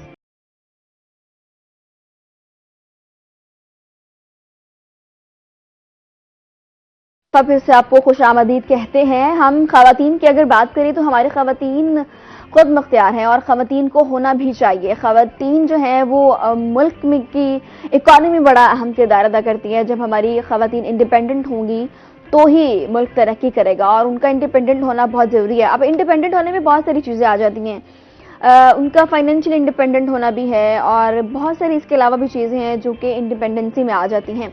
इस पर भी प्रोग्राम में बात करेंगे। और क्योंकि आज मेरे साथ अब इस सेगमेंट में 2 खवातीन मौजूद है और तीसरी मैं खुद हूँ, तो बड़ी अच्छी हमारी कॉन्वर्सेशन होने वाली है। खवातीन को सपोर्ट करती हैं और कहीं कहीं हम ये भी देखते हैं कि खवातीन ही खवातीन की दुश्मन होती हैं, लेकिन ये चीज़ गलत है और इस चीज़ को हम हमेशा इस पर बात करते हैं कि खवातीन क्योंकि कहते हैं कि खवातीन में जालसी का एलिमेंट ज़्यादा पाया जाता है, तो ये भी आज उनसे बात करेंगे कि ऐसा है या नहीं है। सबसे पहले हमारे साथ मौजूद हैं सुमेरा मंजूर, ड्राइविंग इंस्ट्रक्टर ट्रैफिक पुलिस। अस्सलाम वालेकुम। वालेकुम कैसी हैं आप? शुक्र अल्हम्दुलिल्लाह, आप सुनाएं कैसे हैं? अल्हम्दुलिल्लाह, thank you very much for coming. इसी के साथ साथ तशरीफ फरमा है डॉक्टर किरण, फिजियोथेरेपिस्ट हैं। अस्सलाम वालेकुम। वालेकुम। कैसी हैं आप? अल्हम्दुलिल्लाह, अल्लाह का ठीक है। शुक्र। अच्छा, सबसे पहले तो मैं आपसे ये जानना चाहती हूँ कि 2024 क्योंकि अख्ताम पजीर है, 1-2 दिन रह गए हैं, 25 आने वाला है, कैसा गुजरा आपका साल 2024 और 25 से क्या उम्मीदें हैं? माशाल्लाह से बहुत अच्छा गुजरा। और आपको पता है कि हम वर्किंग वूमेन हैं तो जॉब में ज़्यादा टाइम होता है, घर में थोड़ा कम होता है, लेकिन बहुत अच्छा गुजरा। हमारी फीमेल्स के हवाले से अगर हम देखते हैं तो फीमेल्स बहुत अच्छी हैं, हमारे ड्राइविंग स्कूल में आती हैं उनके साथ हमारा जो टाइम गुजरा वो बहुत अच्छा गुजरा और बहुत अच्छा गुजरा है, और 2025 का भी हम यही कहते हैं कि वो भी अच्छा गुजरे। अच्छा, 2025 में सोच रही हैं कि फैमिली को ज्यादा टाइम देना है, या आपको पता है जॉब है, ये तो नहीं हो सकता, जॉब पे तो टाइम देना ही देना है? एक बात कहूँ आपको, हमारी जॉब के साथ फैमिली का टाइम थोड़ा कम ही होता है। हाँ, ये ये सच चीजें तो है। हैं, और उसको मैनेज करना बहुत मुश्किल होता है कि आप जॉब के साथ साथ फैमिली को मैनेज कर और रहे हैं। हमारी जॉब ऐसी होती है 24 आवर्स, कभी भी हमने कहीं पहुंचना होता है, कोई भी मतलब ड्यूटी स्पेशल सडन आ सकती है, हमने पहुंचना होता है, 24 आवर्स के लिए हम लोग हैं। एग्जैक्टली, ये इंडिपेंडेंसी मैटर करती है। किरण, मैं आपकी तरफ आती हूँ। 2024 और 25 क्या डिफरेंस देख रही हैं? 25 में क्या उम्मीदें हैं? 24 कैसे गुजरा?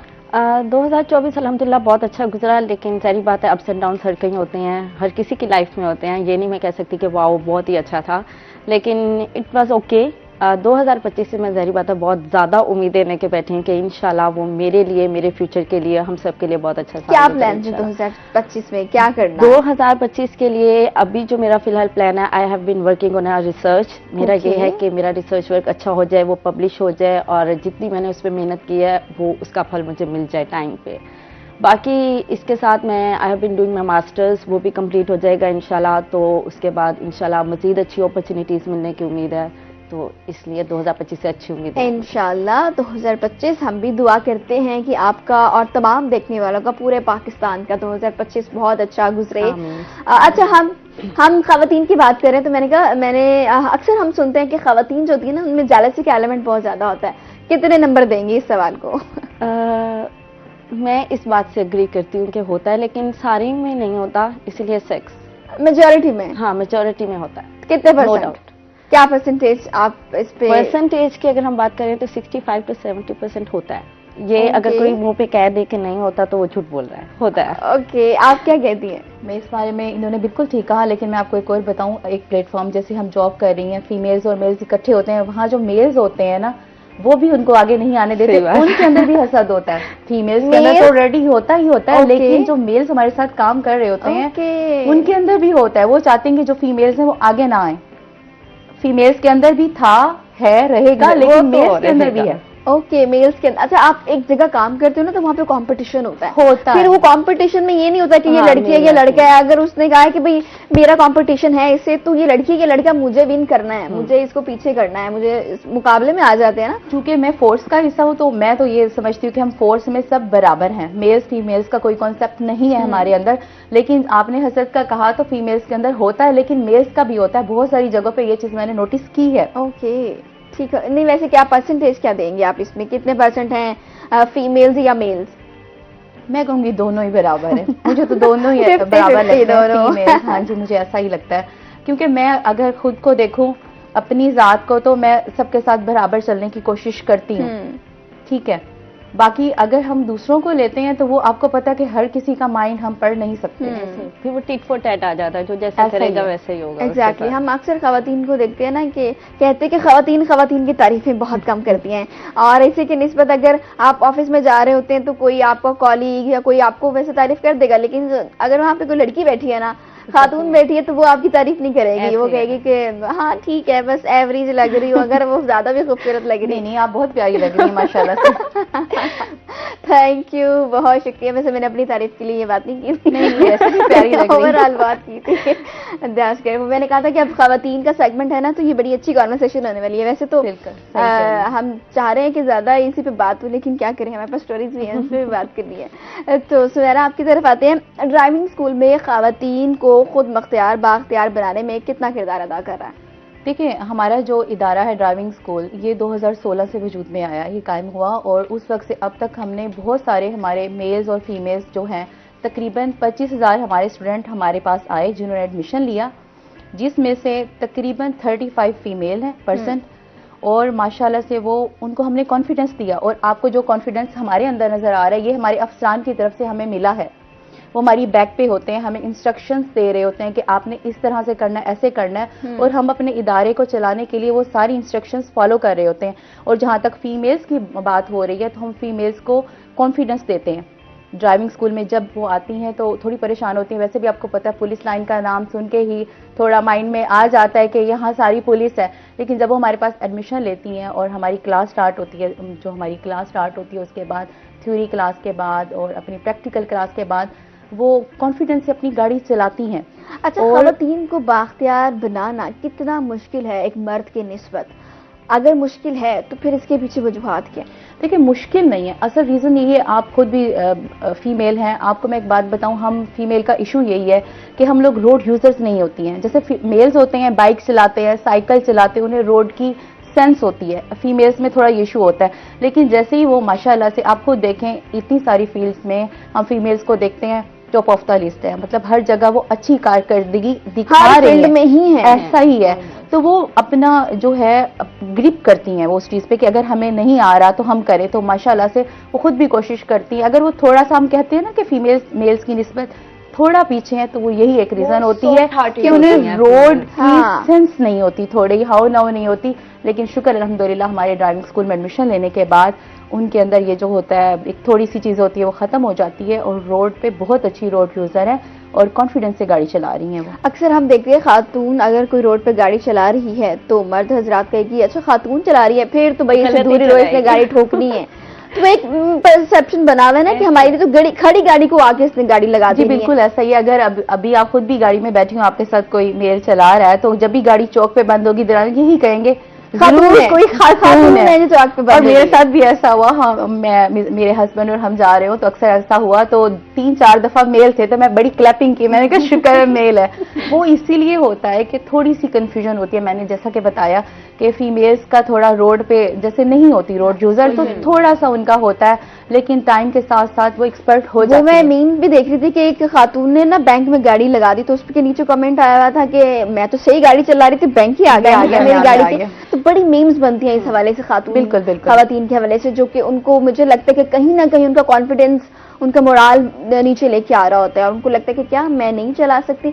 अच्छा, उसमें एक ये भी चीज आती है ना कि जब छोटा बच्चा होता है, ये बच्ची होती है, तो बच्चे के खेलने की चीजें क्या होती है, गाड़ी, ट्रक्स, मोटर बाइक्स, ये, और लड़कियां डॉल से खेलती हैं और वो कुकिंग का सामान होता है और घर में, तो ये चीजें भी होती है कि वहीं से उनको चीजें स्टार्ट होती हैं। अच्छा, वो अब बच्चे गेम्स खेल रहे हैं, वो क्या गेम्स खेलेंगे? वो गाड़ी का गेम, गाड़ी वाली गेम खेल रहे होंगे, बाइक वाली गेम खेल रहे होंगे, तो ये चीजें होती हैं, वहीं से भी कहीं ना कहीं उनकी ग्रूमिंग हो रही होती है। सही है, यही चीजें होती हैं। किरण, मैं आपकी तरफ आती हूँ, आप फिजियोथेरेपिस्ट हैं, बहुत सारी चीजें होती हैं खवातीन के हवाले से जो उनको जरूरत होती है एक फिजियोथेरेपिस्ट की, तो आप इस हवाले से क्या कहती हैं? कौन सी खवातीन ऐसी होती हैं जिनको, वैसे तो मुझे लगता है कोई भी किसी का मसला है तो वो उसमें आपको फिजियोथेरेपिस्ट की जरूरत होती है। जी देखें, हमारे जो एशियन कंट्रीज़ हैं, जिसमें आप इंडिया, पाकिस्तान इनको ले लें, इनमें यह है कि इस चीज़ को वुमेन अपने आप को इतना कंसिडर नहीं करती। ठीक है, हमारे पास जो खवातीन आती हैं वो खुद को इतना एक्सट्रीम पे ले जाती हैं कि जब वो हमारे पास आती हैं वो कहती हैं हमें 2 से 3 दिन में ठीक कर दे, लेकिन वो चीज़ पॉसिबल ही नहीं है। ठीक है किरण, एक कॉलर हमारे साथ मौजूद है, उसके बाद आपकी तरफ आते हैं। अस्सलाम वालेकुम, याहिया कराची से बात कर रहे हैं। जी अहलम, कैसी हैं आप? अल्हम्दुलिल्लाह मैं ठीक हूँ, आप कैसे हैं? अल्हम्दुलिल्लाह, हम तो कराची को माशाल्लाह एंजॉय करें सर्दी को। अच्छा, मैं तो पहले तो मुझे आप जबकि दोनों मेहमानों को सलाम हो, एक मेहमान का तो मुझे पता चल गया, दूसरे मेहमान का नहीं पता चल गया उनका शोभा क्या है। कौन से मेहमान का पता और ये बता दें ताकि मुझे मेरी बात करें। अच्छा, दूसरी हमारी मेहमान है किरण, नाम है उनका, फिजियोथेरेपिस्ट है। अच्छा फिर चले, ठीक है। अच्छा, मेरा सवाल फिर ड्राइविंग के हवाले से ये कि देखें, क्योंकि कराची में भी अब खवातीन बहुत ज्यादा ड्राइविंग कर रही हैं और मोटरसाइकिल भी चला रही हैं, और मैंने खुद भी बहुत सारी अपनी फैमिली की खवातीन को मैंने ट्रेनिंग भी दी है। एक्चुअली मसला ये होता है कि जो हमारे जो हमारे यहाँ जो ट्रेनिंग इंस्टीट्यूट है ना, जो उनके पास क्वालिफाइड बंदे नहीं है, क्योंकि एक जो कॉन्फिडेंस देना उस बंदे का काम होता है, जो गाड़ी चलवा रहा होता है ना, उसका काम होता है बंदे को कॉन्फिडेंस देना। वो फॉर्मेलिटी के तौर पर सिखाते, तो प्रॉपर इंस्टीट्यूशन होना जरूरी है जो खवातीन को सही ट्रेनिंग देते हैं। दूसरा, खवातीन के हवाले से पहले बात थी ना, वो बड़ा फर्क है, क्योंकि मैं खुद भी देखता हूँ कि कॉन्फिडेंट खवातीन हो गई, पहले तो घबरा जाती थी ना, स्पेशली रिवर्स नहीं कर पाती थी, तो बड़ा मुश्किल होता था उनके लिए। तो अब तो खैर आ रही है खवातीन, और मैं उन लोगों से दरखास्त करूंगा जो खवातीन ड्राइविंग कर रही है, तो उनको लोग एक्चुअली क्या होता है, मनचले नौजवान जो उनको हरास करते हैं, उनको साइडें मारते हैं या उनके साथ बदतमीजी भी करते हैं। तो मैं ये समझता हूँ कि ये उन्हें नहीं करना चाहिए, क्योंकि हमारी माएँ बहनें, और यकीन करेंगे खवातीन के चलाने से अनम फायदा पता है क्या हुआ है कि बहुत सारा मर्दों का बोझ कम हो गया कि स्कूल से बच्चों को लाना है, छोटे छोटे काम करने तो खवातीन कर लेती है। तो मेरे ख्याल में ये बड़ी पॉजिटिव बात है और उसमें कोई हमें इंकरेज करना चाहिए खवातीन को।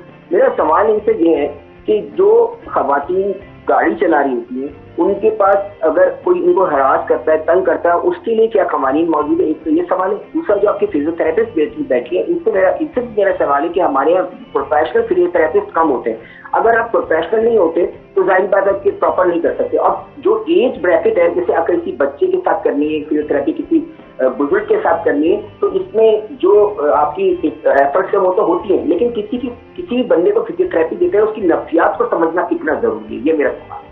ठीक है, बहुत शुक्रिया याहिया, आपने कॉल की। किरण आपकी तरफ आते हैं, पहले हम बात कर रहे थे वो कंप्लीट कर लें, उसके बाद कॉलर की फिर सवाल पे आते हैं। जी, मैं आपको यही बता रही थी कि एशियन कंट्रीज में हमारे पास जो खवातीन है, वो इंडिया हो या पाकिस्तान हो, उसमें खवातीन खुद को लेके इतना अनकंसिडरेट रहती हैं कि वो कहती हैं बस घर के काम हो जाए और बच्चे संभल जाए, मेरी खैर है। तो वो जब हमारे पास पेन लेके आती हैं तो वो इतना एक्सट्रीम पे लेके आती हैं कि वो 2-3 दिन के सेशन से जाता ही नहीं है, और वो पॉसिबल भी नहीं है।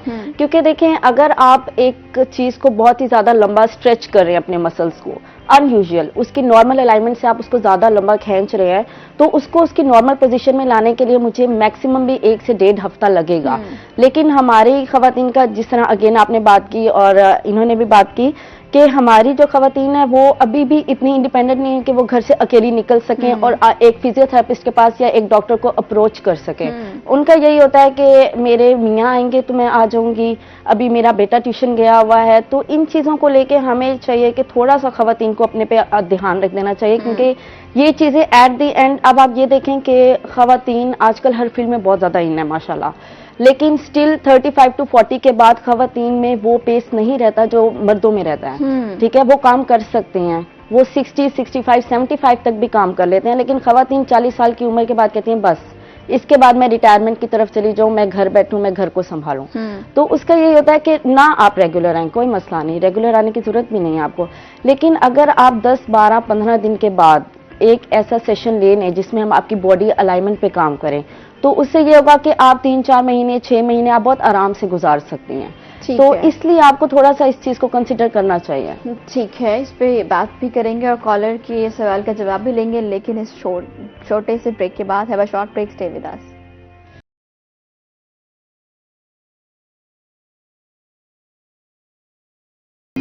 वेलकम बैक नाज़रीन, आपको इस दफा खुश आमदीद कहते हैं एक दफा फिर से। किरण आपकी तरफ आती हूँ, मुझे ये बताएं कि अभी कॉलर ने एक सवाल किया था, मैं चाहती हूँ कि उसका जवाब आप हमें दें।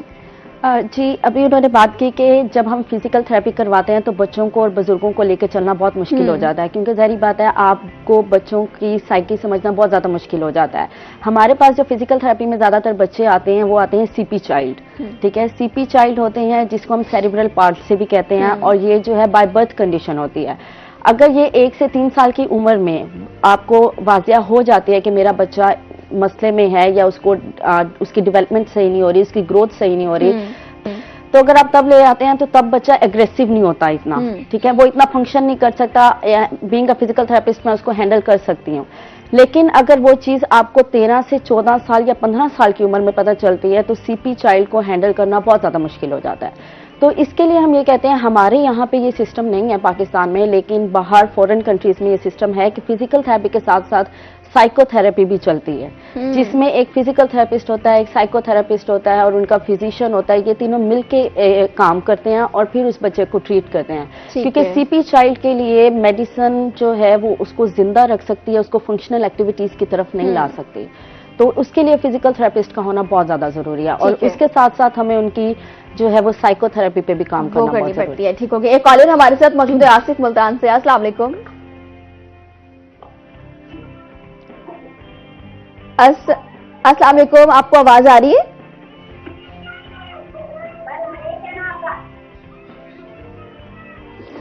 आपका टीवी ऑन है, आप प्लीज अपना टीवी बंद कर दें। हेलो आसिफ, आपको आवाज आ रही है? जी जी मैडम, कैसी हैं? अल्हम्दुलिल्लाह। जी आसिफ, क्या कहना चाहेंगे? मैडम मैं वो जिस साथ चलते हैं उनसे बात कर रहा था कि नोटे होया खा लीजिए जी। तो मैं उनकी वो टिप्स मैं जानना चाहता हूँ टिप्स।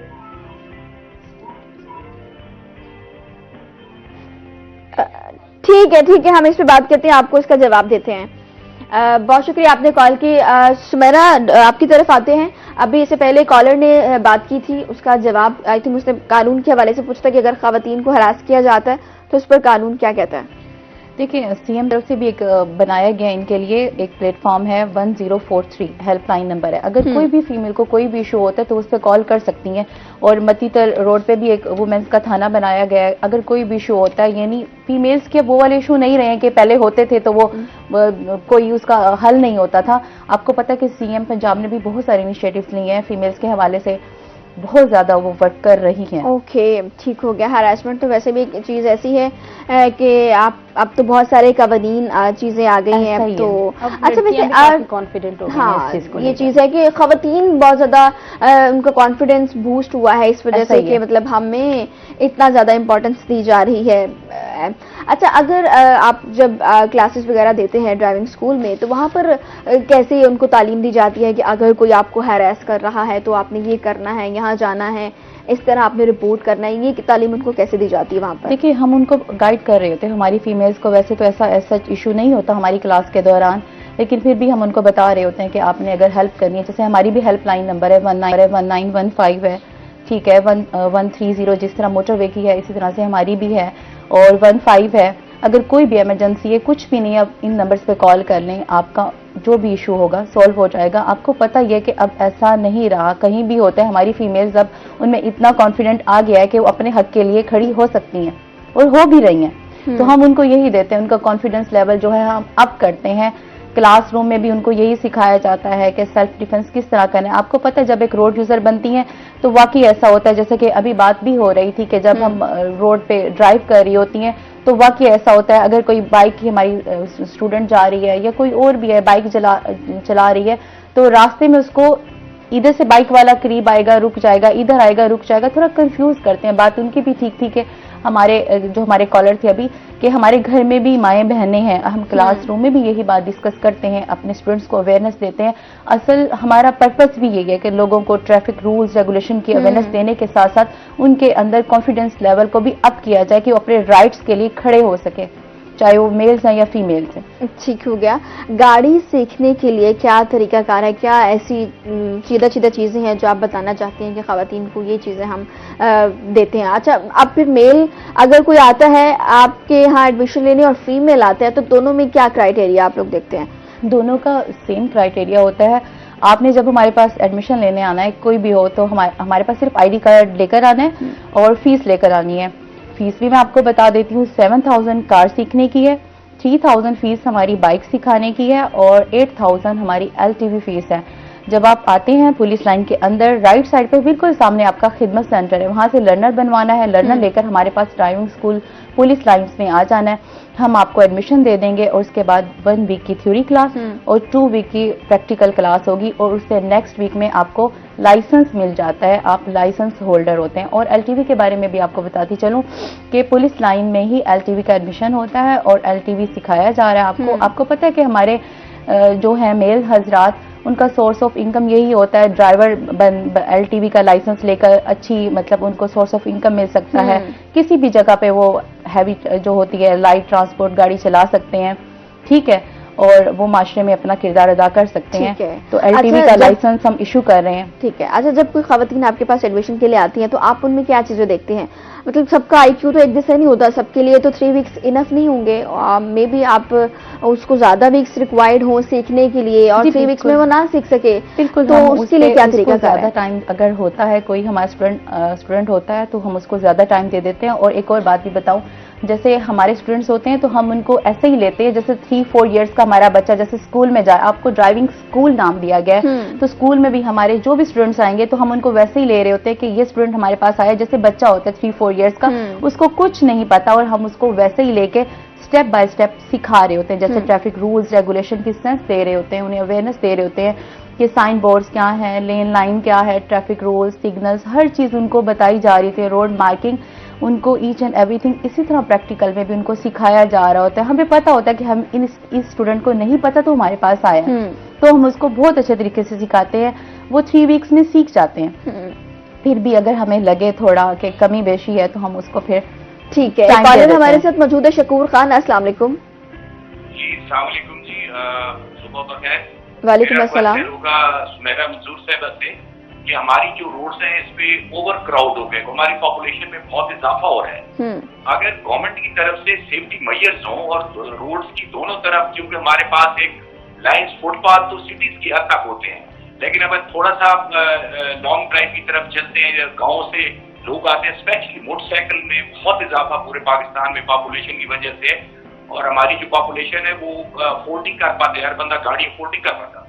तो क्या गवर्नमेंट को चाहिए कि उन रोड्स के साथ साथ कोई एक ट्रैक हो जिसपे आप मोटरसाइकिल्स और साइकिल्स को चलाएं, स्पेशली स्कूल कॉलेज के बच्चे जो गांव में साइकिल्स पे जाते हैं, और साइकिलिंग को भी फरोग देना चाहिए। आप शहर देखें कितनी तरक्की कर गए, हम साइकिल चलाने को खैर पर्सनैलिटी शायद खिलाफ समझते हैं, ये कहते हैं कोई स्टेटस सिंबल नहीं है, और बाइक हो तो वो भी महंगा, और गाड़ी हो, स्टूडेंट स्पेशली। तो मैं समझता हूँ गवर्नमेंट को हर तहसील लेवल पे या स्कूल्स की सतह के जो भी स्कूल से सिटीज टू स्कूल, अगर थोड़े से आउट ऑफ सिटी स्कूल्स होते हैं चाहे प्राइवेट या गवर्नमेंट के, तो वो अगर ऐसे मेजर्स लिए जाएं और उनको अवेयरनेस दी जाए, और वो चैप्टर स्कूलों और कॉलेजों में बच्चों को ट्रैफिक कवानीन के हवाले से लेक्चर्स दिए जाएं, ताकि बच्चे अपने ट्रैक पे चलने से वो ओवर स्पीडिंग करते हैं, और बहुत से एक्सीडेंट्स होते हैं, आप देखते हैं रक्षों के होते हैं, ट्रेन के होते हैं, हर साल पाकिस्तान में ट्रेन की जद में आके जी रक्षा कुचला गया, और उसमें बहुत सी बच्चियां या बच्चे जो हैं वो बेचारे शहीद हो गए, फौत हो गए। ठीक है, ठीक है, बहुत शुक्रिया शकूर, आपने कॉल की जी मैडम। इनके सारे पॉइंट्स बहुत अच्छे थे। अगर हम एक्सीडेंट्स के हवाले से बात करते हैं तो देखें सबसे ज्यादा जो शरह अमवात है, आप देखें कि डकैती से नहीं होती, कत्ल से नहीं होती, किसी और उससे नहीं होती, हमारे जो हादसात हैं, रोड यूजर्स हैं, एक्सीडेंट्स की होती है अमवात। दूसरी बात इन्होंने की, आप सिटी ट्रैफिक पुलिस का पेज जो है वो फेसबुक पे चेक करें, वहां पे बहुत सारे स्टेप्स लिए गए हैं चीफ ट्रैफिक ऑफिसर मुल्तान की तरफ से।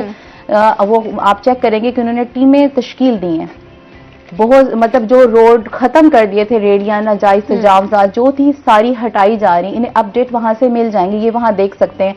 और एजुकेशन के हवाले से हमारा एजुकेशन का जो एक यूनिट है वो भी है, जो डिफरेंट स्कूल्स, कॉलेजेस, यूनिवर्सिटीज में जाता है, यहाँ तक के जो ट्रांसपोर्ट अड्डे होते हैं वहां जाते हैं, लोगों को इकट्ठा करते हैं, ट्रैफिक रूल्स रेगुलेशन अवेयरनेस देना उनका काम है, मतलब प्रॉपर ये चल रहा है। ये सिटी ट्रैफिक पुलिस का पेज चेक करेंगे, इन्हें वहां से सारी डिटेल्स मिल जाएंगी, यानी ऑलरेडी इन सब पे काम चल रहा है।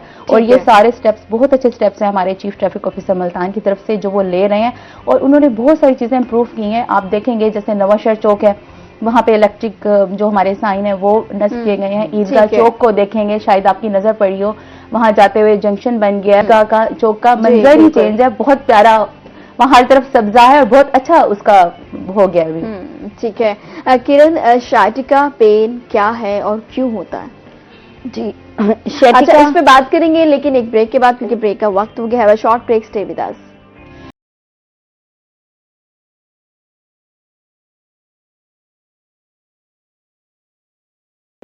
वेलकम बैक नाजरीन, एक दफा फिर से आपको खुशामदीद कहते हैं, और हमारे साथ कॉलर मौजूद हैं, उनके कॉलर लेते हैं। अस्सलाम वालेकुम। वालेकुम सलाम जी, कौन कहाँ से बात कर रहा है? मैं काजी महबूब बात कर रहा हूँ जी खान से। जी, क्या कहना चाहेंगे आप? मुझे सवाल करना है, फिजियोथेरेपिस्ट जो आई है आपके यहाँ जी, उनसे पूछना है। जी जी, क्या पूछना चाहते हैं, बोलिए। जी मेरी एज है 60 ईयर ना, और मुझे पार्किंसन डिजीज का मसला है, तो पूछना ये था कि क्या ये फिजियोथेरेपी से कुछ कंट्रोल हो सकती है कि नहीं। मेरे हाथ दोनों और बाजू में शदीद पेन रहता है, हाथ कांपते हैं, एक टांग भी कांपती है थोड़ा, अब थोड़ी सी आवाज आना शुरू हो गई। ठीक है, बहुत शुक्रिया आपने कॉल की, इसका जवाब हमें आपको देते हैं। जी किरण। जी बिल्कुल, बहुत अच्छा सवाल उन्होंने किया है। 60 के बाद या 50 के बाद मेल्स में पार्किंसन डिजीज बहुत ज़्यादा कॉमन है। इसमें बेसिकली होता क्या है कि इसमें जो एसिटाइलकोलिन है जो आपके मसल्स को एनर्जी प्रोवाइड करता है, उसकी ओवर एक्टिविटी हो जाती है, ओवर स्टिमुलेशन हो जाती है। तो वो जब आपके नर्व एंडिंग्स पे बहुत ज्यादा लगने लग जाता है तो आप कोई भी एक्टिविटी जो है वो सही से नहीं कर पाते। आपके हाथ कांपते हैं, आपके जो है वो मून फेस हो जाता है, एक्सप्रेशन लेस हो जाते हैं, आप जो है वो शॉर्ट स्टेपिंग हो जाती है, आप सही से कॉन्फिडेंट होकर चल नहीं सकते, चलने लगते हैं तो गिर जाते हैं। तो इसका फिजिकल थेरेपी से बहुत अच्छे रिजल्ट्स आते हैं, लेकिन ये है कि मैं अगेन यही बात करूंगी, 1-2 सेशन से कुछ भी नहीं होगा। आपको मैक्सिमम भी 2 हफ्ते रेगुलर इसकी फिजिकल थेरेपी करवानी पड़ेगी, जिसमें हम आपकी बेसिकली मसल्स की स्ट्रेंथनिंग पे काम करेंगे। हाँ, ठीक है। शाटिका पेन क्या है, क्यों होता है? अच्छा, शाटिका जो है वो बहुत ही ज्यादा कॉमन है और इसको बहुत ही ज्यादा जो है मिसकंसेप्शंस भी हैं इसके बारे में, क्योंकि बाज़ औक़ात लोगों को, आजकल लोगों को शाटिका के बारे में बहुत ज्यादा इंफॉर्मेशन है, ठीक है, लेकिन लो बैक पेन को भी वो शाटिका कंसिडर करते हैं। शाटिका बेसिकली जो है आपकी शैटिक नर्व की इन्फ्लेमेशन हो जाती है, ठीक है, आपकी या तो वो लंबर रीजन पे हो सकती है या फिर वो आपके हिप रीजन पे पिरिफॉर्मस मसल की वजह से हो सकती है, ठीक है। उसमें ये होता है कि शाटिका जो है वो बेसिकली शैटिक नर्व की वजह से होता है और शैटिक नर्व जो है वो आपके बैक ऑफ द लेग को जो है वो ब्लड सप्लाई करती है। तो जहां जहां वो ब्लड सप्लाई करेगी फिर वहां वहां वो पेन करेगी।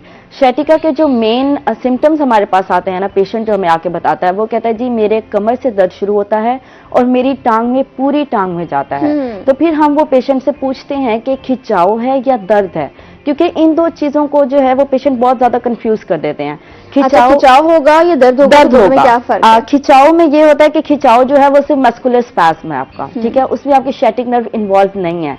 लेकिन अगर आपको through out the leg pain हो रहा है एंकल तक, तो फिर हम कहते हैं कि जी दिस इज शैटिक नर्व, ठीक है। और उसमें हमारे पास पेशेंट 2 लोकेशंस लेके आता है। कुछ कहते हैं कि मेरा जो है वो लंबर रीजन से, मतलब लो बैक पेन से स्टार्ट हो रहा है और पूरी टांग में जा रहा है। कुछ कहते हैं जी नहीं मुझे शैटिका नहीं है क्योंकि मुझे कमर से तो शुरू ही नहीं हो रहा, मुझे जो है वो हिप बोन से स्टार्ट हो रहा है। तो शैटिका हिप बोन से भी स्टार्ट हो सकता है। हाँ जी, वो होता है ड्यू टू पिरिफॉर्मस मसल। उसमें आपकी स्पाइन इन्वॉल्व नहीं होती, लेकिन आपका जो मसल है वो ओवर एक्टिव हो गया है या उस पर आपने कंप्रेशन दे दिया है या आपने गलत पॉस्चर अडॉप्ट किया है, जिसकी वजह से वो आपकी नर्व को कंप्रेस कर रहा है और जहां जहां नर्व ब्लड सप्लाई कर रही है वहां वहां वो आपको पेन कर रही है।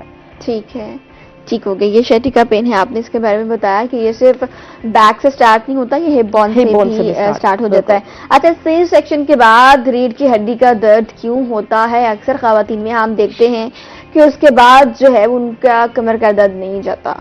जी बिल्कुल, सी सेक्शन के बाद मेरे पास बहुत ज्यादा पेशेंट्स आई हैं मेरे क्लिनिक पे। तो वहाँ पे जो पेशेंट्स आती हैं उनका बस ये होता है कि मेरी कमर में दर्द है, ठीक है, वो सिर्फ यही आके बताते हैं, क्योंकि आते साथ कोई भी पेशेंट आपको पूरी हिस्ट्री नहीं देता। बहुत कम ही ऐसी होती हैं जो आपको पूरी हिस्ट्री देती हैं कि हाँ ये हुआ था, उसके बाद से मेरा पेन स्टार्ट हो गया। तो फिर हम उनसे पूछते हैं कि आपके कितने बच्चे हैं, लास्ट पे भी कब हुआ था और ये वो। जब वो बताती हैं ना कि जी 6 महीने पहले मेरी डिलीवरी हुई थी, सी सेक्शन हुआ था, फिर हम उनसे पूछते हैं उन्होंने आपको जो है वो कमर में टीका लगाया था, जिसको हम बेसिकली कहते हैं एपिड्यूरल एनेस्थीसिया, ठीक है। जनरल जीए नहीं लेते, क्योंकि एक टाइम आया था पहले लोग जीए लेते। बहुत कॉमन चीज है ये, और कि खवातीन बहुत ज्यादा इससे फेस कर रही होती हैं सी सेक्शन के बाद इस पेन को। ऐसी है, पहले होता था पुराने जमाने में कि जीए होता था, जनरल एनेस्थीसिया दे देते थे, पता भी नहीं लगता था और ऑपरेट हो जाते थे। लेकिन फिर जब से एपिड्यूरल आया लोगों ने बहुत ज्यादा उसको कंसिडर करना स्टार्ट कर दिया, लेकिन वो इतना जो है मुझे नहीं लगता कि इतना वो ऑथेंटिक रहा है, क्योंकि उसके बाद से बहुत ज्यादा पेशेंट आई हैं लो बैक पेन की। अब एपिड्यूरल एनेस्थीसिया की वजह से क्यों पेन हो सकता है, हम इस पे बात करेंगे क्योंकि ये थोड़ा लंबा है। हाँ, बहुत सारे सवाल आते हैं। कॉलर हमारे साथ मौजूद है। अस्सलाम वालेकुम। हेलो, अस्सलाम वालेकुम। वालेकुम सलाम मैडम। जी, कौन कहाँ से बात कर रहा है? मोहम्मद आसिफ मुल्तान से। जी, क्या कहना चाहेंगे? मैं डॉक्टर प्रेम से बात कर सकते हैं, मुझे हिप जॉइंट का मसला। ठीक है।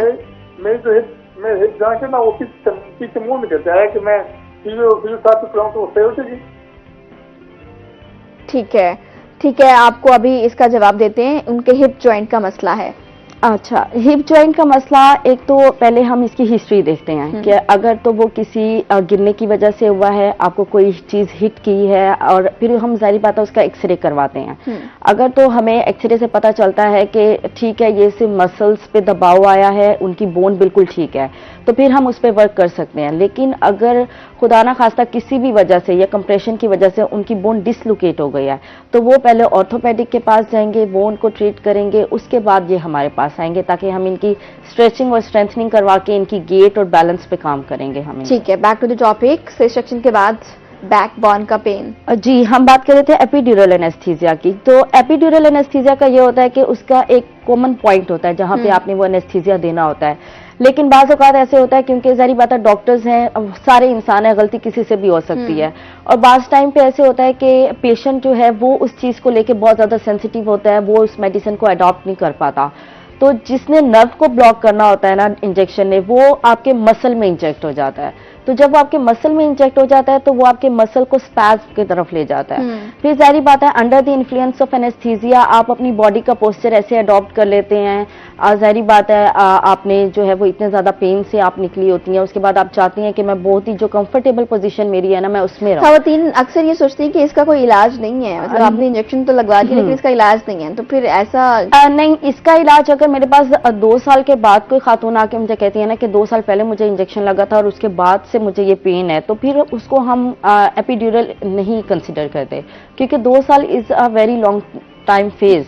ठीक है, मैक्सिमम भी 6 से 7 महीने जो पोस्टमार्टम का टाइम होता है, उसमें अगर मेरे पास पेशेंट आती हैं तो हाँ ये एपिड्यूरल का है। अगर 2 साल बाद उसको बैक पेन हो रहा है, 2 साल पहले उसका ऑपरेट हुआ था और 2 साल बाद उसको पेन हो रहा है, तो वो 2 साल बाद अगर आ रही है तो फिर क्या उसमें फिर हम उसको यही कहेंगे कि वो उन्होंने पोस्चर गलत रखा है अपना, या कोई हैवी वेट लिफ्टिंग की है। ठीक है, या जिस तरह मैंने आपको पहले भी बात की कि खवातीन सारा दिन काम करती हैं तो हमारे जो है लो बैक आपकी वो एरिया है जहाँ पे आपकी पूरी बॉडी का प्रेशर आता है। ठीक है, और ये तो साइंटिफिकली प्रूवन है कि जो खवातीन है उनका लोअर बॉडी फैट ज्यादा होता है, तो ऑब्वियस है उसकी वजह से बॉडी पे प्रेशर पड़ता है, आपकी स्पाइन जो है वो स्ट्रेट होने लग जाती है, तो ये उसकी वजह से पेन आ सकता है।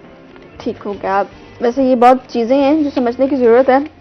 अक्सर खवातीन हम देखते हैं कि सी सेक्शन के बाद सारे काम कर रही होती हैं और वो भारी भारी काम भी कर रही होती है और उनको ये नहीं मालूम होता कि इसका जो है वो बहुत ज्यादा साइड इफेक्ट्स हैं इसके, क्योंकि आपका जो टाइम होता है पोस्टमार्टम का वो ऑलमोस्ट भी 10 से 12 हफ्ते आपने जो है वो रेस्ट करना होता है। क्योंकि सी सेक्शन में आपके एब्डोमिनल मसल्स कट होते हैं, आपके बॉडी फैट कट होता है, मतलब एक बिल्कुल इंसान को खोल दिया जाता है। ठीक है, उसको जारी बात है हील होने में टाइम लगता है, लेकिन वही बात हमारी खवातीन इस चीज को कंसिडर नहीं करती, वो अपनी एक्टिविटीज में रेगुलर एक्टिविटीज में जल्दी आने लग जाती हैं, तो उसकी वजह से उनको बाद में बहुत ज्यादा इसके मसले होते हैं। नेक्स्ट डिलीवरी में उनको इसमें बहुत ज्यादा मसले आते हैं। खवातीन बस ऑपरेट हो जाता है तो उसके बाद फौरन से वो बस ठीक होगी, मैं तो बिल्कुल ठीक हूँ, मैं तो काम कर सकती हूँ। इसी वजह से आप ये देखें जो सी सेक्शन के बाद होता है ना, नॉर्मल डिलीवरी भी होती है लोगों की, लेकिन सी सेक्शन के बाद आप ये देखते हैं कि बहुत ज्यादा ओवरवेट हो जाती हैं। ठीक है, नॉर्मल डिलीवरी और सी सेक्शन, इस पे बात करते हैं। कॉलर हमारे साथ मौजूद है सुमेरा जावेद खानेवाल से। अस्सलाम वालेकुम। वालेकुम अस्सलाम जी, क्या कहना चाहेंगी? जी, मैं सुमेरा शहबाज बात कर रही हूँ। जी, सुमेरा शहबाज। जी, ये मैं डॉक्टर किरण इशफाक को जानती हूँ जी। मैं इनके पास गई थी मुल्तान में, जो इनका ये है फिजियोथेरेपी सेंटर है। मुझे दरअसल मेरी नेक में बहुत ज्यादा प्रॉब्लम हो गया था और मैं इनके पास गई थी। मैंने 2 दिन इनसे फिजियोथेरेपी करवाई है और मुझे बहुत ज्यादा सुकून मिला, बहुत ज्यादा। इवन के मैं 2-3 डॉक्टरों के पास से होके गई थी, मुझे कोई आराम नहीं आ रहा था। तो मैंने बहुत ज्यादा मसाज भी किए थे, बहुत ज्यादा क्रीमें यूज की और हीट पैड भी यूज किए, लेकिन मुझे बिल्कुल भी फर्क नहीं पड़ा था। लेकिन मैं इनको बहुत ज्यादा अप्रिशिएट करना चाहती हूँ और बहुत ज्यादा इनकी तारीफ करना चाहती हूँ कि ये बहुत अच्छी हैं और इनका बहुत अच्छा काम चल रहा है माशाल्लाह। तो अल्लाह पाक। ठीक है, थैंक यू सुमेरा, बहुत शुक्रिया आपने कॉल की। और जी सुमेरा, किरण, हम बात कर रहे थे नॉर्मल और सी सेक्शन के लिए, तो अक्सर अच्छा ये भी बड़ा आजकल जो आजकल की जनरेशन है उसकी अगर बात करें तो ज्यादातर हम देखते हैं उनका रुझान सी सेक्शन की तरफ है, जबकि इसके साइड इफेक्ट ज्यादा हैं और उनको शायद अवेयर नहीं किया जाता, उनको बताया नहीं जाता कि इसके बाद जो है वो ये हो सकता है आपके लिए। आप क्या सजेस्ट करती हैं? मैं देखिए आजकल के हिसाब से मैं आपको यही सजेस्ट करती हूँ कि नॉर्मल डिलीवरी ऑब्वियस चीज़ है, ठीक है, बहुत अच्छी चीज़ है, हेल्दी चीज़ है, लेकिन आजकल हमारी डाइट इस तरह की नहीं है, हम लोग इतने अंडर वेट हैं या ओवर वेट हैं, मतलब हमारे नॉर्मल रूटीन से हम बहुत ही ज़्यादा हट चुके हैं। तो बाज़ औक़ात ये होता है कि डॉक्टर्स भी आपको यही कहते हैं, सारी बात है, जो आपको एक रेगुलर चेकअप लेके चल रहा है वो आपको ज़्यादा अच्छे बेहतर तरीके से बता सकता है कि आपको किस साइड पे जाना चाहिए। तो लेकिन ये है कि आजकल डॉक्टर्स भी यही कहते हैं कि आप सी सेक्शन करवा लें और ठीक है, और कुछ हमारी आजकल की खवातीन का भी यही है कि सी सेक्शन हो जाएगा, दर्दें कम होंगी, लेकिन उसके बाद जो दर्दें होती हैं वो बहुत ही ज़्यादा होती हैं। तो मेरा यही है कि अगर पॉसिबल है तो आप नॉर्मल डिलीवरी की तरफ ही जाएं। ठीक हो गया। सुमेरा, आपकी तरफ आते हैं, मोटरसाइकिल ड्राइविंग खवातीन के लिए कितनी ज़रूरी है, क्या एहतियाती तदबीर हैं जो उनको बताई जा, रुझान कितना है मोटरसाइकिल ड्राइविंग सीखने के लिए बच्चियों का या खवातीन का? ठीक है, जहाँ तक बात आ गई ड्राइविंग सीखने की, तो ड्राइविंग सीखनी चाहिए। आप खुद जानती हैं, मैं भी फीमेल हूँ, आप भी फीमेल हैं, कि खुदा ना खास्ता घर में अगर कोई सडन इमरजेंसी हो जाती है, कुछ भी हो जाता है, कोई भी इमरजेंसी होगी, अगर मेल्स का हम इंतजार करेंगे तो बहुत देर हो जाएगी, तो हम डिपेंड ना करें, वो बेहतर है। इसलिए मैं कहूँगी कि ड्राइविंग सबको सीखनी चाहिए। और बाइक की बात हम अगर करते हैं तो आपको पता है कि ये हमारी अप्रोच में है, ठीक है, गाड़ी हर किसी की अप्रोच में नहीं होती है, ऐसा ही है, हमारे सोर्सेज इतने नहीं है कि हम कहें कि हमने गाड़ी लेनी है तो हम ले लें, तो बाइक हर किसी की अप्रोच में होती है और हम ले सकते हैं।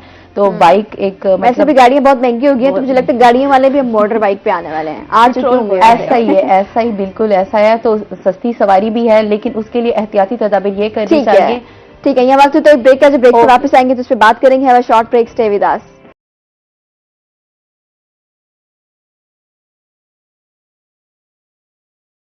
वेलकम बैक नाजरीन। जी सुमेरा, हम बात कर रहे थे मोटरसाइकिल ड्राइविंग की, कहाँ से सीख सकते हैं ये और कितनी इम्पॉर्टेंट है। अभी हम बात कर रहे थे कि गाड़ियाँ बड़ी महंगी हो गई हैं, तो मोटर बाइक सीख लेना चाहिए सबको ही, ताकि मोटर बाइक पे ट्रैवल किया जाए।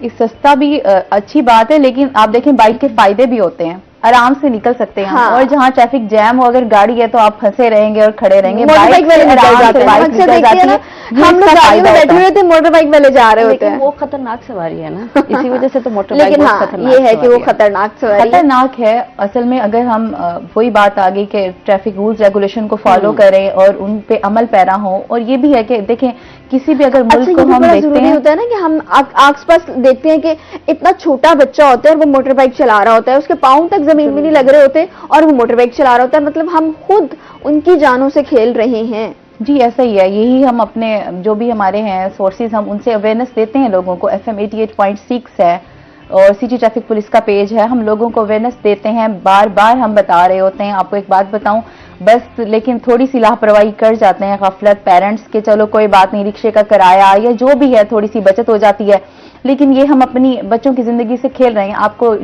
शायद नोटिस में नहीं है, अभी कुछ अर्सा पहले ही हमने पर्चे भी दिए थे इस चीज को रोकने के लिए। आप खुद बताएं, जब बच्चे पे पर्चा दे दिया जाता है तो क्या मुल्क से बाहर वो पढ़ने जा सकता है? नहीं जा सकता। इसी चीज को रोकने के लिए और पहले हम अवेयरनेस देते हैं, लोगों को बताते हैं, जब लोग अमल नहीं करते हैं फिर हम इन्फोर्समेंट ऑफ लॉ की तरफ आते हैं कि चलें अब थोड़ा सा कुछ हम सजा करें, लोगों को थोड़ा सा बताएं।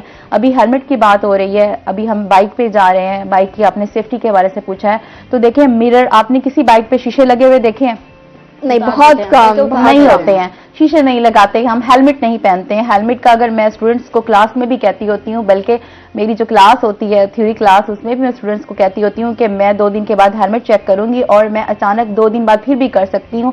इसी तरह से हम बार बार लोगों को कह रहे होते हैं हेलमेट आपके लिए बहुत जरूरी है। आप जब रोड यूजर बनते हैं, खुदा ना खास्ता एक्सीडेंट होता है तो आप डायरेक्ट हिट होते हैं, आपका दिमाग जाके सर लगता है, हिट होता है, जैसे ही रोड पे जाके चोट लग जाती है आपका, तो फिर सरवाइव नहीं कर सकते। तो इसीलिए खुदारा हम सब अपने बच्चों को और बड़ों को, आप जैसे बहनें हैं, अपने भाइयों को, जो भी घर में मेल्स हैं, सबको कहें हेलमेट का इस्तेमाल करें। और देखें मिरर जरूरी होते हैं, मिरर साइड पे लगाने हैं। अच्छा ये बताएं कि लाइसेंस कैसे ले सकते हैं, और जो आप सिखा रही हैं ड्राइविंग, आपका जो इंस्टीट्यूट सिखा रहा है, उसमें क्या फर्क है बनिस्बत उसके कि जो हम खुद से सीख रहे हैं, पेरेंट्स से सीख रहे हैं या किसी भी ऐसे बंदे से सीख रहे हैं, उन दोनों में क्या फर्क है? ट्रैफिक रूल्स रेगुलेशन और अवेयरनेस, यही फर्क है हमारा, कि हम जब उनको एक थ्रू प्रॉपर चैनल पढ़ा रहे होते हैं, फिर उनको स्टेप बाय स्टेप सब सिखा भी रहे होते हैं, ट्रैफिक की सेंस दे रहे होते हैं, यही फर्क होता है। मतलब उनको देखें और फिर हम सर्टिफिकेट देते हैं जब ये हमें लगता है कि ये बंदा या बंदी रोड पे गाड़ी चला सकता है, उसके बाद हम उसको लाइसेंस इशू करते हैं। यानी ट्रैफिक रूल्स रेगुलेशन, उसकी अवेयरनेस होना जरूरी है, ठीक है, रोड का पता होना जरूरी है। और सबसे बड़ी बात है कि जब हम ड्राइविंग कर रहे हो तो हमने अपनी क्या क्या एहतियाती तदाबीर इख्तियार करनी है, उसका सबका हम अपने ड्राइविंग स्कूल की जो थ्योरी क्लास है सब उसमें बता देते हैं। ठीक है, हमारे साथ एक कॉलर मौजूद है सबा मुल्तान से। अस्सलाम वालेकुम। जी सबा, क्या कहना चाहेंगी? मैं ये कहना चाहती हूँ कि अभी ना मेरे ऑपरेट हुआ था, मेरे ऑपरेट में ना कमर में इंजेक्शन लगाए थे उन्होंने। ठीक है। वो इंजेक्शन की वजह से ना फिर है ना दूसरे साल ही फिर दूसरा बच्चा होने वाला हो गया, तो फिर दोबारा फिर इंजेक्शन उन्होंने कमर में लगाए। ठीक है, अब तो आपकी कमर में दर्द है? हाँ, बहुत ज्यादा दर्द रहता है कमर से, ना उठा जाता है ना बैठा जाता है, बहुत शदीद कमर में दर्द होता है। ठीक है सबा, इस पे बात करते हैं। सुमेरा आपकी तरफ आना चाहती हूँ, ये पूछना चाहती हूँ कि जो आपके क्या सोर्सेज हैं किसी को अवेयर करने के लिए, कोई चीजें ऐसी हो जो लोग जानना चाहते हैं, ये रोड बंद है, ये खराब है, यहाँ जाना या नहीं जाना, क्या चीजें हैं, सोर्सेज क्या है जिससे आप लोगों को अवेयर कर रहे हैं? बहुत अच्छा सवाल है आपका। हमारा FM 88.6 है जिसके थ्रू हम लोगों को अवेयरनेस दे रहे होते हैं, लम्हा लम्हा की खबर दे रहे होते हैं। किसी रोड पे अगर ट्रैफिक जैम हो गई है, कोई हमने उसका मुतबादिल रास्ता दिया हुआ है तो हम उसको बता रहे होते हैं। अगर कोई स्पेशल मूवमेंट होती है कि इस रूट से आपने नहीं जाना, आप दूसरा रास्ता ले सकते हैं। और ट्रैफिक के हवाले से भी रूल्स रेगुलेशन अवेयरनेस, ये भी सारे प्रोमोस चल रहे होते हैं और आपको बताया जा रहा होता है कि आपने क्या क्या सेफ्टी इक़दाम करने हैं। ठीक हो गया, ये भी बड़ी अच्छी बात की आपने कि जिन लोगों को नहीं मालूम होता कि भाई ये रोड टूटा हुआ है या ट्रैफिक जाम है, यहाँ पे जाना है यहाँ पे नहीं जाना, क्या सूरत हाल है, तो वो लोग इन सोर्सेज से मालूम कर सकते हैं कि ये इन्फॉर्मेशन है या ये आज की जो है वो सारी सूरत हाल है। अच्छा किरण, अभी कॉलर ने सवाल किया तो उस पर जरा बताइए। जी बिल्कुल, अभी हम पहले ही इसके बारे में बात कर रहे थे कि जो कमर में इंजेक्शन लगता है वो बेसिकली एपिड्यूरल एनेस्थीसिया होता है। तो उसके साइड इफेक्ट्स यही होते हैं कि जो उसने हार्मोन रिलीज करना होता है आपकी नर्व को ब्लॉक करने के लिए। अब उनका हल क्या है? जो उनका हल ये है कि जाहिर बात है वो फिजियो के सेशंस लें, 1 हफ्ता लाजमी लें। उसके बाद हम जो है उसमें उनकी स्ट्रेचिंग करवाएंगे, स्ट्रेचिंग करवा के मसल्स को नॉर्मल अलाइनमेंट में लेके आएंगे, उनको पोस्चर एजुकेशन करवाएंगे, बैलेंस ट्रेनिंग करवाएंगे और उसके बाद हम जो है उसके बाद स्ट्रेंथनिंग एक्सरसाइज पे उनको लेके जाएंगे। 1 हफ्ते का सेशन वो हमारे से लेंगे। उसके बाद हम उनको घर के लिए एक्सरसाइजेस बता दिया करेंगे कि अब आपको घर में कभी इस तरह से मसला हो या आप एक्टिविटी ओवर एक्टिविटी की वजह से या कपड़े धोने की वजह से, बर्तन धोने की वजह से, इस वजह से आपको पेन स्टार्ट हो तो आप ये एक्सरसाइज कर लीजिएगा, आप उससे बेहतर फील करेंगे। ठीक है, बिल्कुल ऐसी चीज़ें हैं, ये बड़ी ज़रूरी चीज़ें होती हैं आपको इस चीज़ों के तमाम चीज़ों के बारे में इंफॉर्मेशन होनी चाहिए। थैंक यू वेरी मच किरण, आपका सुमेरा आपका बहुत शुक्रिया, आपने हमें आज बताया। यहाँ प्रोग्राम का वक्त खत्म हो गया है, कल आपसे फिर मुलाकात होगी कुछ नए मेहमानों के साथ, कुछ नई बातों के साथ। तब तक दीजिए इजाजत, अल्लाह निगहबान।